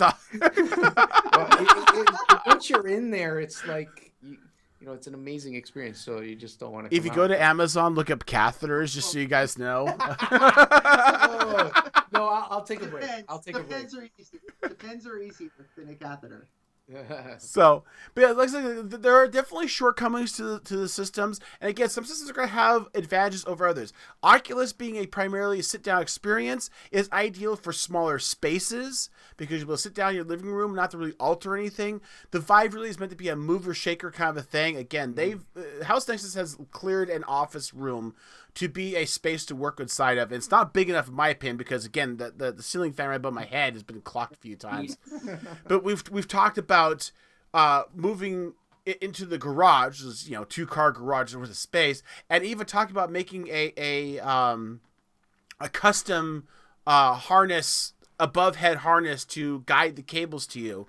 Which, if we do that, Seshi, I would love to do that and actually record it for YouTube of us making it. But anyways, so there is shortcomings to it. There's going to be refinement from it. And I want to talk a little bit about kind of what's coming up. Now, step away from the pros and cons of the cartridge itself. The first thing I want to say is the tweaks. Just from talking about the initial experience of things, not going into the complete revamp, and I want everything wireless, and I want them to weigh half an ounce, and all, but just some basic things that you would do or have done to improve the experience. As I know you guys said you actually guys watch you guys put wire loom onto the wires to keep them together and kind of out of the way. Have you done anything, Kirok?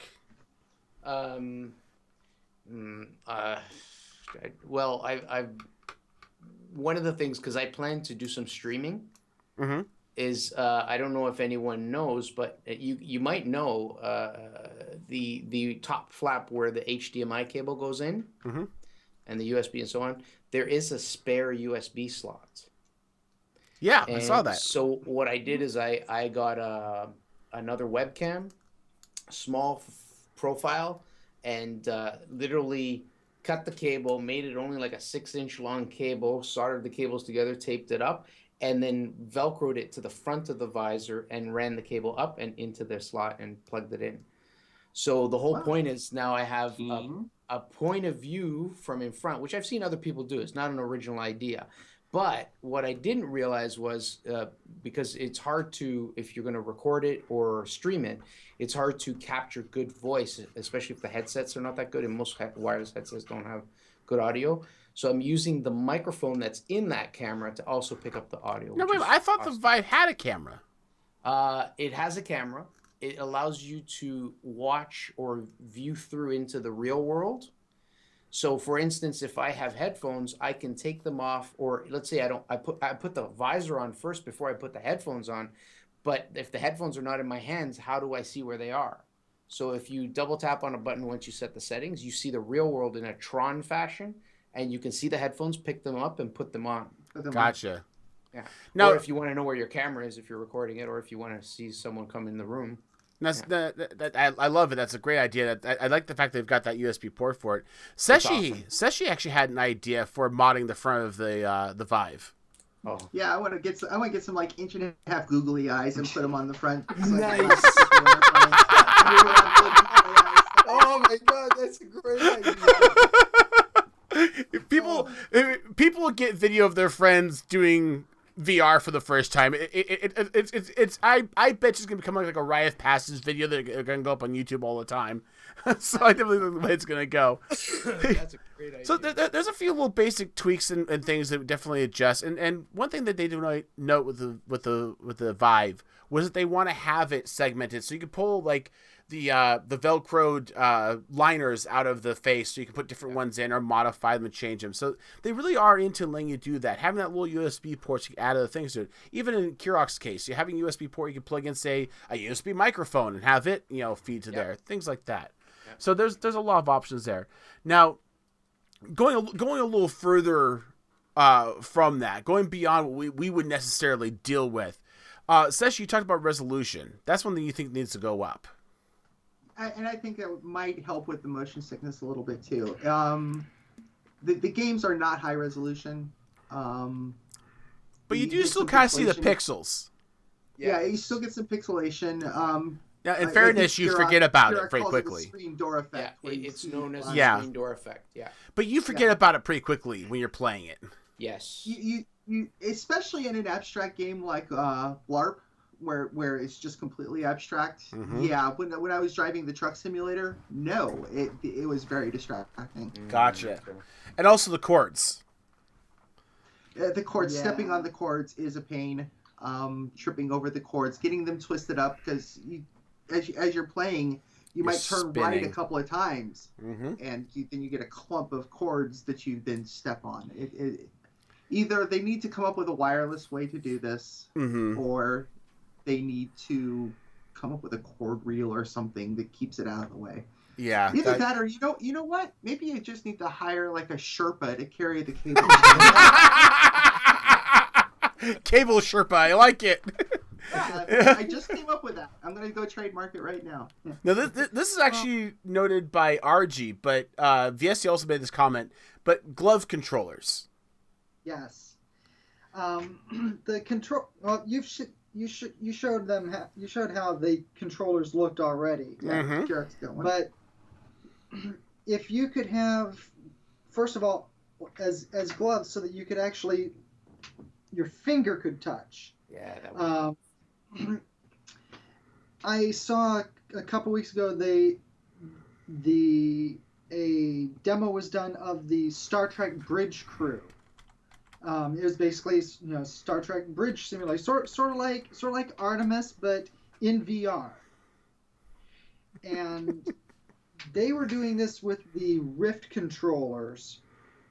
But if you had gloves, you would actually be able to touch, the buttons on the. Get your hand out of your face. You'd actually be able to touch the buttons on the screen. The touch. Oh yeah, absolutely. Okay. The pad interface of the console. I would say that the challenge here is obviously the articulation of fingers. There's a couple examples I pulled up on Google that are this glove is got mechanical connections to the tips of your fingers versus the base of your hands, and the articulation of your fingers is translated through mechanical interpretation.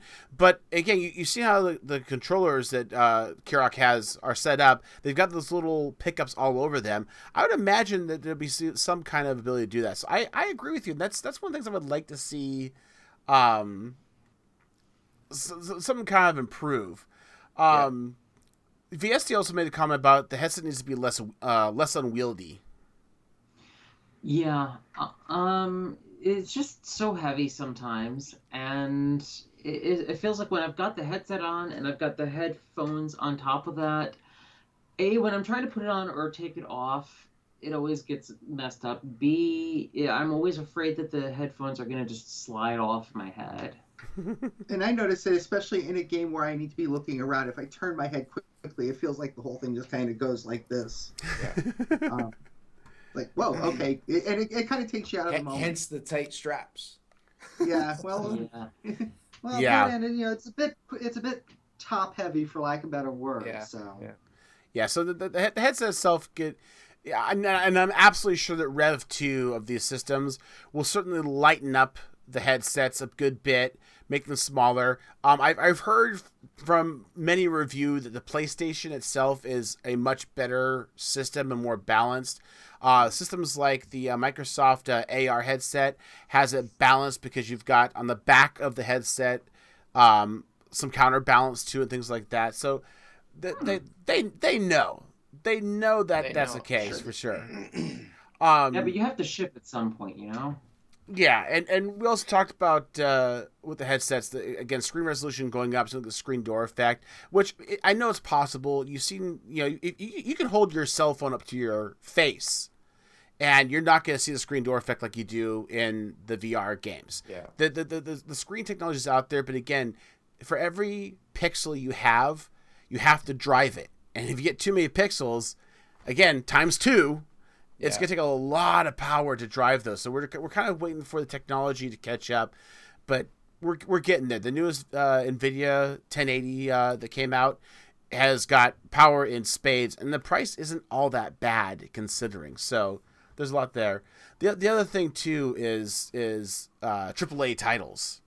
Now, oh yeah, I'll go on the defense and say this is new tech, and because we've got different systems out there we've talked about. They haven't really unified, so when you build a game, you're going to have to make sure that game ports to the Vive, to the Oculus, which kind of can interchange for the most part, sort of, except if you build a game that's meant for controllers, the Oculus can't interact with that yet. but then there's like, again, Google VR experience, AR experiences, etc. So we haven't really found that standard yet. So a lot of people are building simple things just to get their feet wet, to get the society's feet wet, so you understand what's out there and get used to it. They're learning too, so. Yeah. But that said, when it comes to games, what games, not even theorizing new games to come out, but just games you see right now, what would you love to see either pick up the play now that might be out there, or that you'd love to see ported to VR? Sashi. Well, Myst would be amazing, what Kirok said. I think that'd be great. And that's a storytelling game. That's a game that you go around doing things, and it's telling you a story as you're doing it. And I think VR is going to be exceptional for that sort of thing. Oh, certainly. Sort of an interactive movie where you are a character in the action. And I think that's going to be incredible when and if that happens. Myst is a peaceful game. Oh, well, the Blue is a very peaceful, except for the stupid whale coming out. Not even joking. But I found myself, when I was on the deck of that ship, I wanted to be able to move back on the ship. I wanted to be able to move around in the environment of the Blue. Yeah. And have you played all three of them, Kirok? All three? Yes, of the, I have. I ended up buying it. Yeah, the bottom one, when you're went down very deep with the bioluminescence, I wanted to be able to move around in that, and I wanted to get around out of the rib cage that you're in.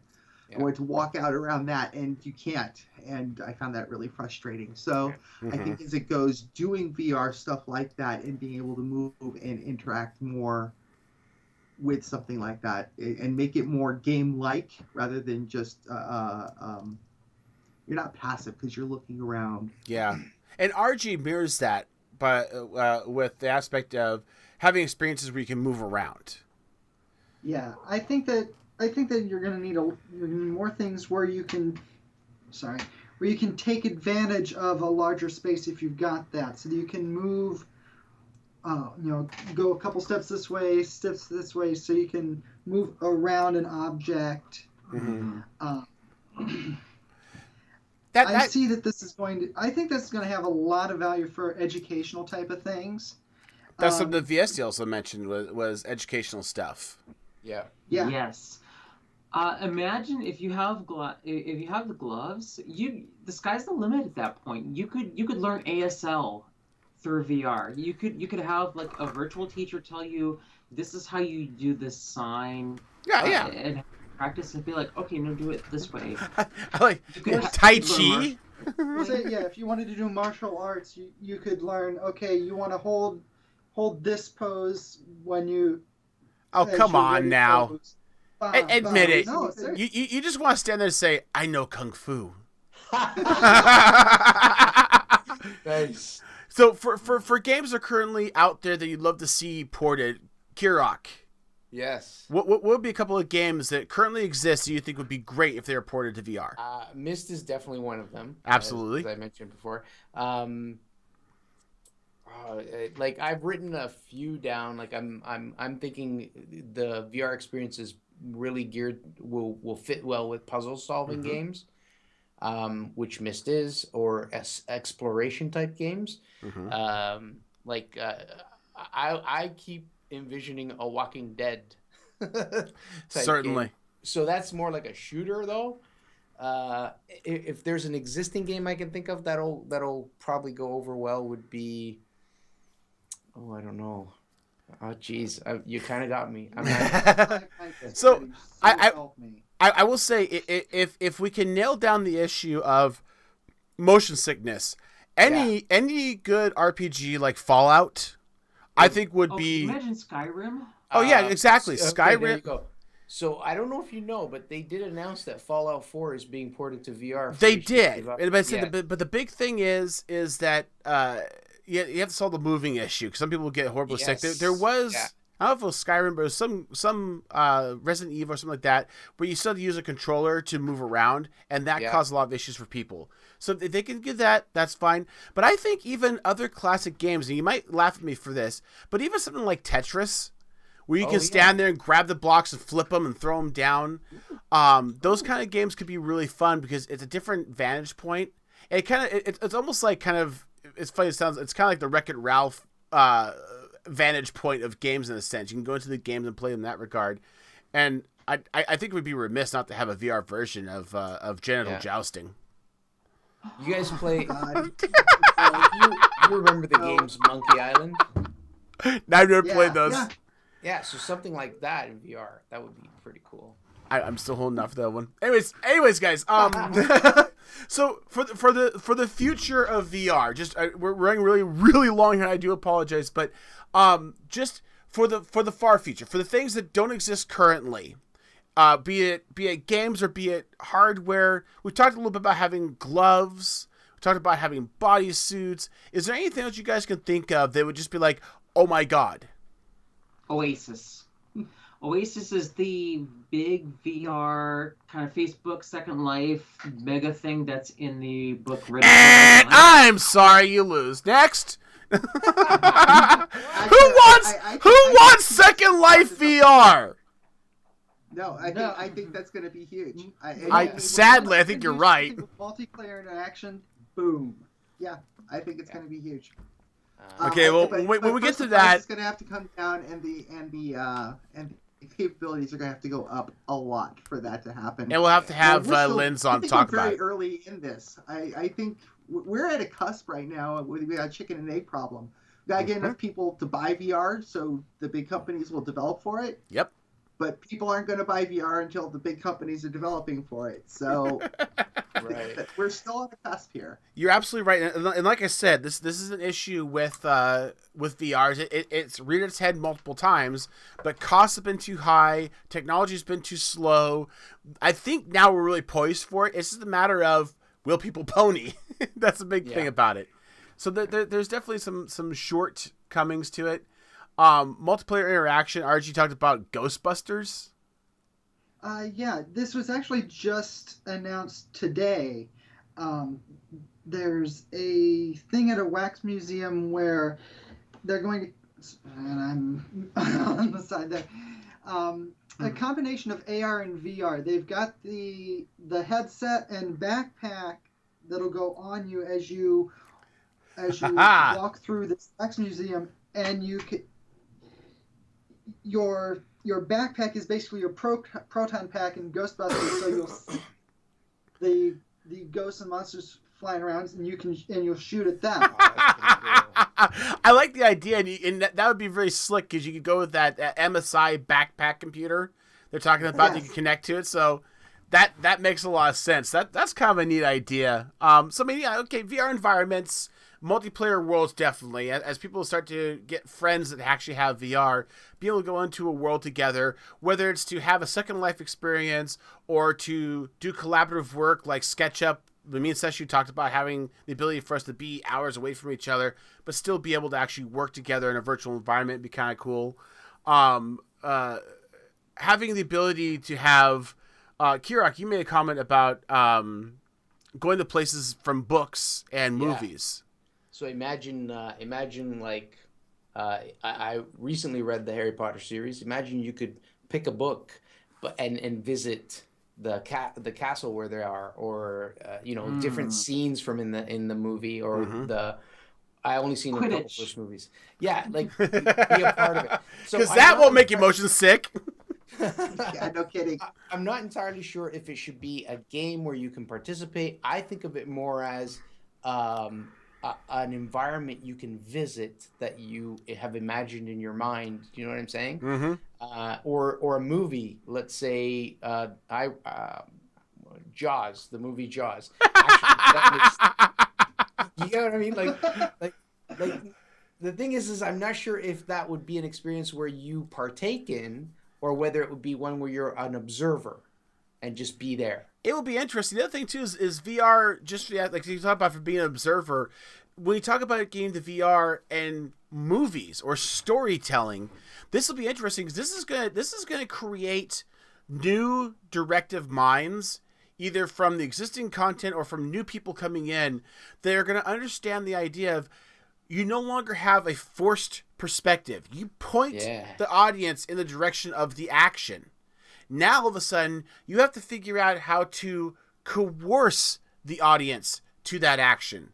When crap happens behind you, you've got to get them to turn around, be it a noise, be it whatever. So yeah, there's a lot of things. I think about the idea of Harry Potter, and oh my God, says she, could you imagine building a simple rig where you can actually straddle a broom, so to speak, Oh. and have them start flying around? And of course, you have to have the ability for it to actually spin, so you can do loop-de-loops. Yeah. Yeah, can you imagine what's going to happen when you feel like you're 30, 40 feet up? We've already talked to you guys about how you get so immersed in this, and all of a sudden your broom goes upside down and you let go and fall off of it. Yeah, you may be a foot off the floor, but it's going to make your heart stop. I'm actually not interested in that experience at all.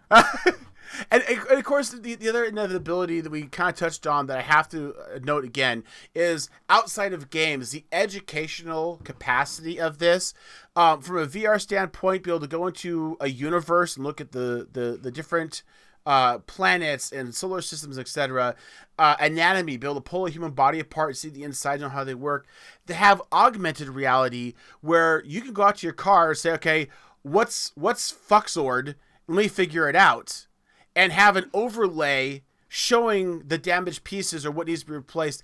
This is all stuff that has high potential. So it goes way beyond just games. There's a lot of potential for this. For technology, for me personally, what I would love to see is the independence of being stuck in a room to be able to buy those little sensors and put them all over your house so that you can now actually walk through your house.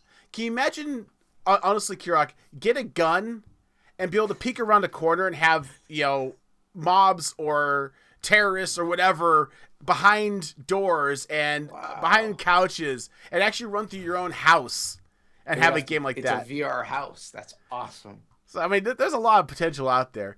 Anyways, guys, we knew this was going to run long. I apologize. We gave you a heads up beforehand. I know it's hard to suck down episodes this long here. So we normally try to keep them condensed. We keep coming up with these topics. They're just like, oh my God. My hope Mercy is... was awesome tonight. Exactly. And I'm hoping that this topic tonight helped you understand a little more of what the VR experience is like, what the pros and cons of it are, and quite frankly, I hope it sparks somebody to go, you know what, screw it, I'm dropping the cash and doing it. And if you are, let us know. I'd love to see the comments in the notes below. Let us know what sold you on it. Yeah, was it Kurok's good looks? Was it VSC's cuteness? I don't know. But in any case, definitely. I don't know. Definitely let us know because I'd like to know because I'm a little bit lost in this. Yeah, if you're on the fence, get it. Yeah. The future is now, and it is frippy. I do not think that would mean what you think it means. So also, guys, there's some additional links for some follow-up on some promotional aspects. Just so you know, BDA, he did a Minecraft, I'll call it a mob. It's actually working with command blocks. He did what's called a survival plus. So it was a survival world, but a little bit of a cheat to help make things a little easier on you. Really great for people who are YouTubers who want to show building in a survival environment without having to deal with the constant drudgery of grinding to make stone or harvest gold, etc. He did a quick tutorial on an update to that, so you can use it in 1.9 and 1.10 for Minecraft. So check that out. There's also some for the win and for the fail things you should definitely check out in the show notes. So definitely check that out. And of course, as always, guys, when it comes to anything you want to know about us, head over to the Ball Rocket website. Give us a little love. Say hi. If you have any questions, comments, and curiosities, and so on. And we'll definitely say hi to you back. So, anyways, Kirok, my friend, second time back. Still haven't scared you off. Nope. I appreciate that. Again, guys, Kirok is part of, and actually kind of the lead head honcho, proprietor, caretaker of Project Singularity. Project Singularity, yeah, but it's me and a group of other guys that kind of put it together, which is great. You can actually check out our website. It's project-singularity.com, and we're just a bunch of guys who like to play together, have fun. That's pretty much it. Most of the time, they usually do. Yeah. So. And then you yourself, you're in a lot of places. Whoopsie. Yeah, you can see me on Twitch. It's basically twitch.tv/KirokCraft. And I have my own YouTube channel as well. So it's YouTube /KiraCraft and Twitter at Pretty much. KiraCraft. Look up Kira Craft and you're going to find him everywhere. Yeah, You're gonna pretty- find it. So again, Kira, thank you so very much, man. I really it's appreciate my it. pleasure. It's I'm always so nice happy. to have you on, and I'm hoping that we can have a lot more fun in the future here. Seshi, my love, my dear. Seshi, just so you guys know, Seshi does a lot for me. Not only in the real world, being my right hand maiden, if you will, but we do a lot of projects and other things. She's helped out a lot with the podcast, obviously being on for the podcast, as well as she'll slip show notes in for each of the shows we do. Even if she's not going to be on, she'll drop things in now and then. So she's always been a real help to keep my sanity and keep me moving. So what's up with you, my dear? Anything new? Anything interesting? I bought some new sound libraries. I'm trying to learn them right now, and gearing up for California Extreme. Ah, that's right. Which I'm really looking forward to. California For Extreme you guys is. you want to tell them about it? Well, I was gonna say I'm looking forward to it because I've gone to actually Sessions the one that introduced me to it, and it is an absolute freaking blast. You can explain it better than I can, but oh my god, it's fun. So it's a convention dedicated to arcade games, both video and pinball from all eras. You pay your money, you go in, and they're all set for free play. And that makes it it's amazing. awesome. And they've got pinball tournaments. They have they've got people to talk about the games. There are one-off games, prototypes that you'll see nowhere else. Arcade games. It's quite the weekend. And if you can make it to the Bay Area on the 16th and 17th, I highly recommend it. And if you guys do show up there, yes. definitely let us know, because I'd love to meet up with you and say hi. Because I always like to meet some people that like to enjoy this kind of stuff. Like I said, I've been to it a few times. And I'm absolutely hooked on it.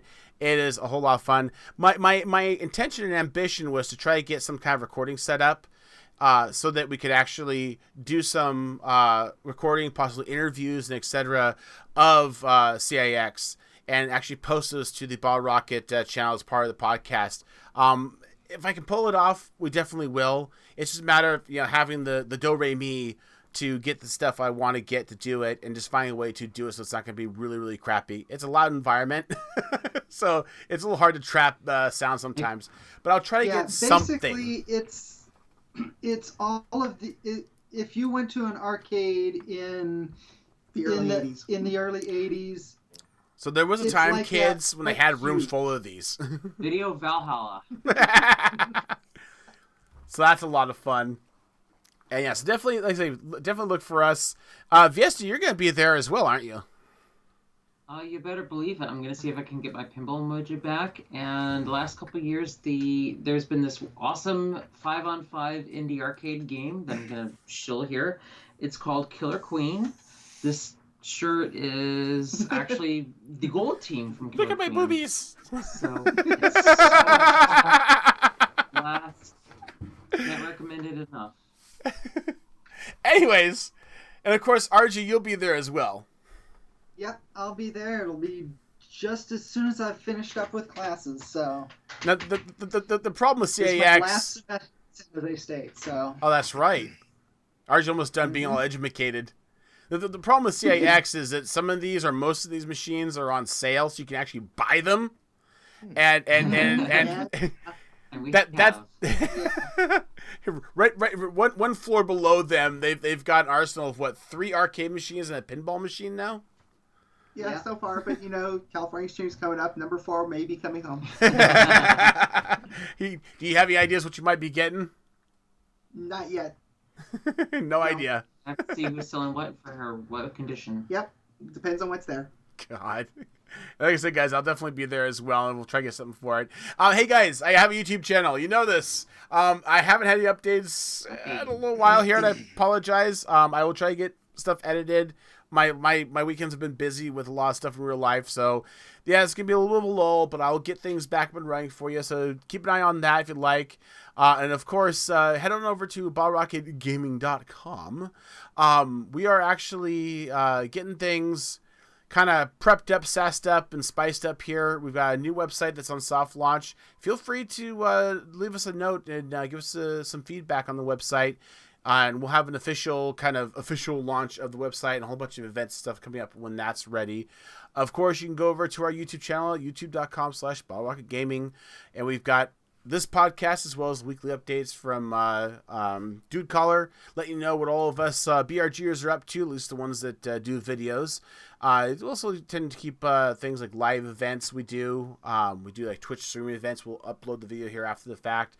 We also try to make a habit of uploading the town hall meetings we have up to here so people can watch those. We do town halls about every 3 months just to have everybody join us, know what's going on with the group, and give some insight. So definitely check that out.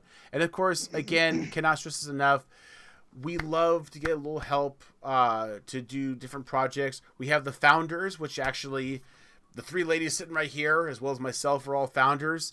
And of them, majority of us are on the board, and the board members who would pay the regular bills to keep the lights on. But then any additional money we can get beyond that, as a donation from you guys, helps us support projects like doing the unboxings we've talked about, or having special events, giveaways, and etc. So if you feel up to it, if you have the ability to, please go ahead and pitch in $1 or $3 and help us out. If you can't, not a problem at all. We certainly appreciate it. Give us a comment, give us a like, let us know. Tell a friend about us. If they can put up with 2 hours of us jabbering, they're good people. You should keep them as friends. Yeah. BRG is made that much more awesome by viewers like you. Anyways, guys, ladies, love having you on. Thank you so much again. I really appreciate it. Kirok, Thank you for having us. It yeah, has been an honor, and I don't seem to have been killed yet, so I will probably be joining you again at some point. I hope so. Kirok, I know they're nuts, so that's why they're here. I don't know about you, man. No, I'm good. I'm good. No, All right, guys. I'm Anyways, gonna get killed now. thank you very much, guys. Have yourself Thank a you. wonderful night. bye. Thanks. Cheers. Bye-bye.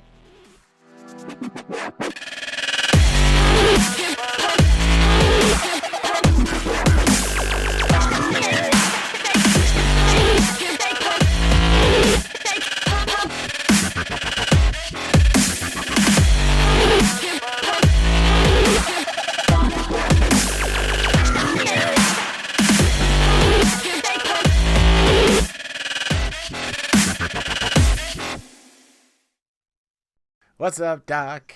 How you doing? What's up, Doc? Killed a rabbit.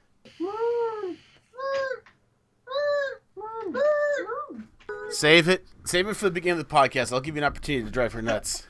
And of course, Sashi won't know about this until this sprung on her. Because this totally can't possibly go wrong at all. Oh, no. Remember, you asked for this. Yep. No, I remember. Actually, I really don't have a moon color, so... Oh God, shut up.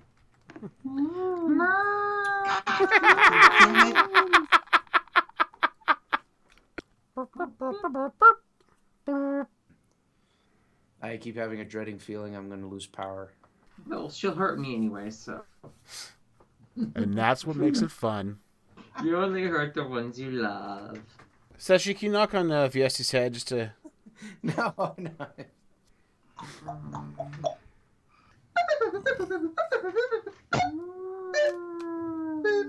You just made a comment about Viesti should talk? I find that's very strange. What? No, I want the I want the Atari. You don't get Atari. Atari's mine. Suck it! Watching the episode with Ruark, he just half-asses the whole way through. He does a great job. Yeah, this is what it is. I have no idea what the fuck they're doing in India, but there it is. And moving on. Nothing like a good fart to start things off. Oh, wait. The first rule of iPhone Club is you don't talk about iPhone Club. Leroy! God. Well, yeah, I mean, if she's not going to have her headphones on, it's not worth doing. What did I miss?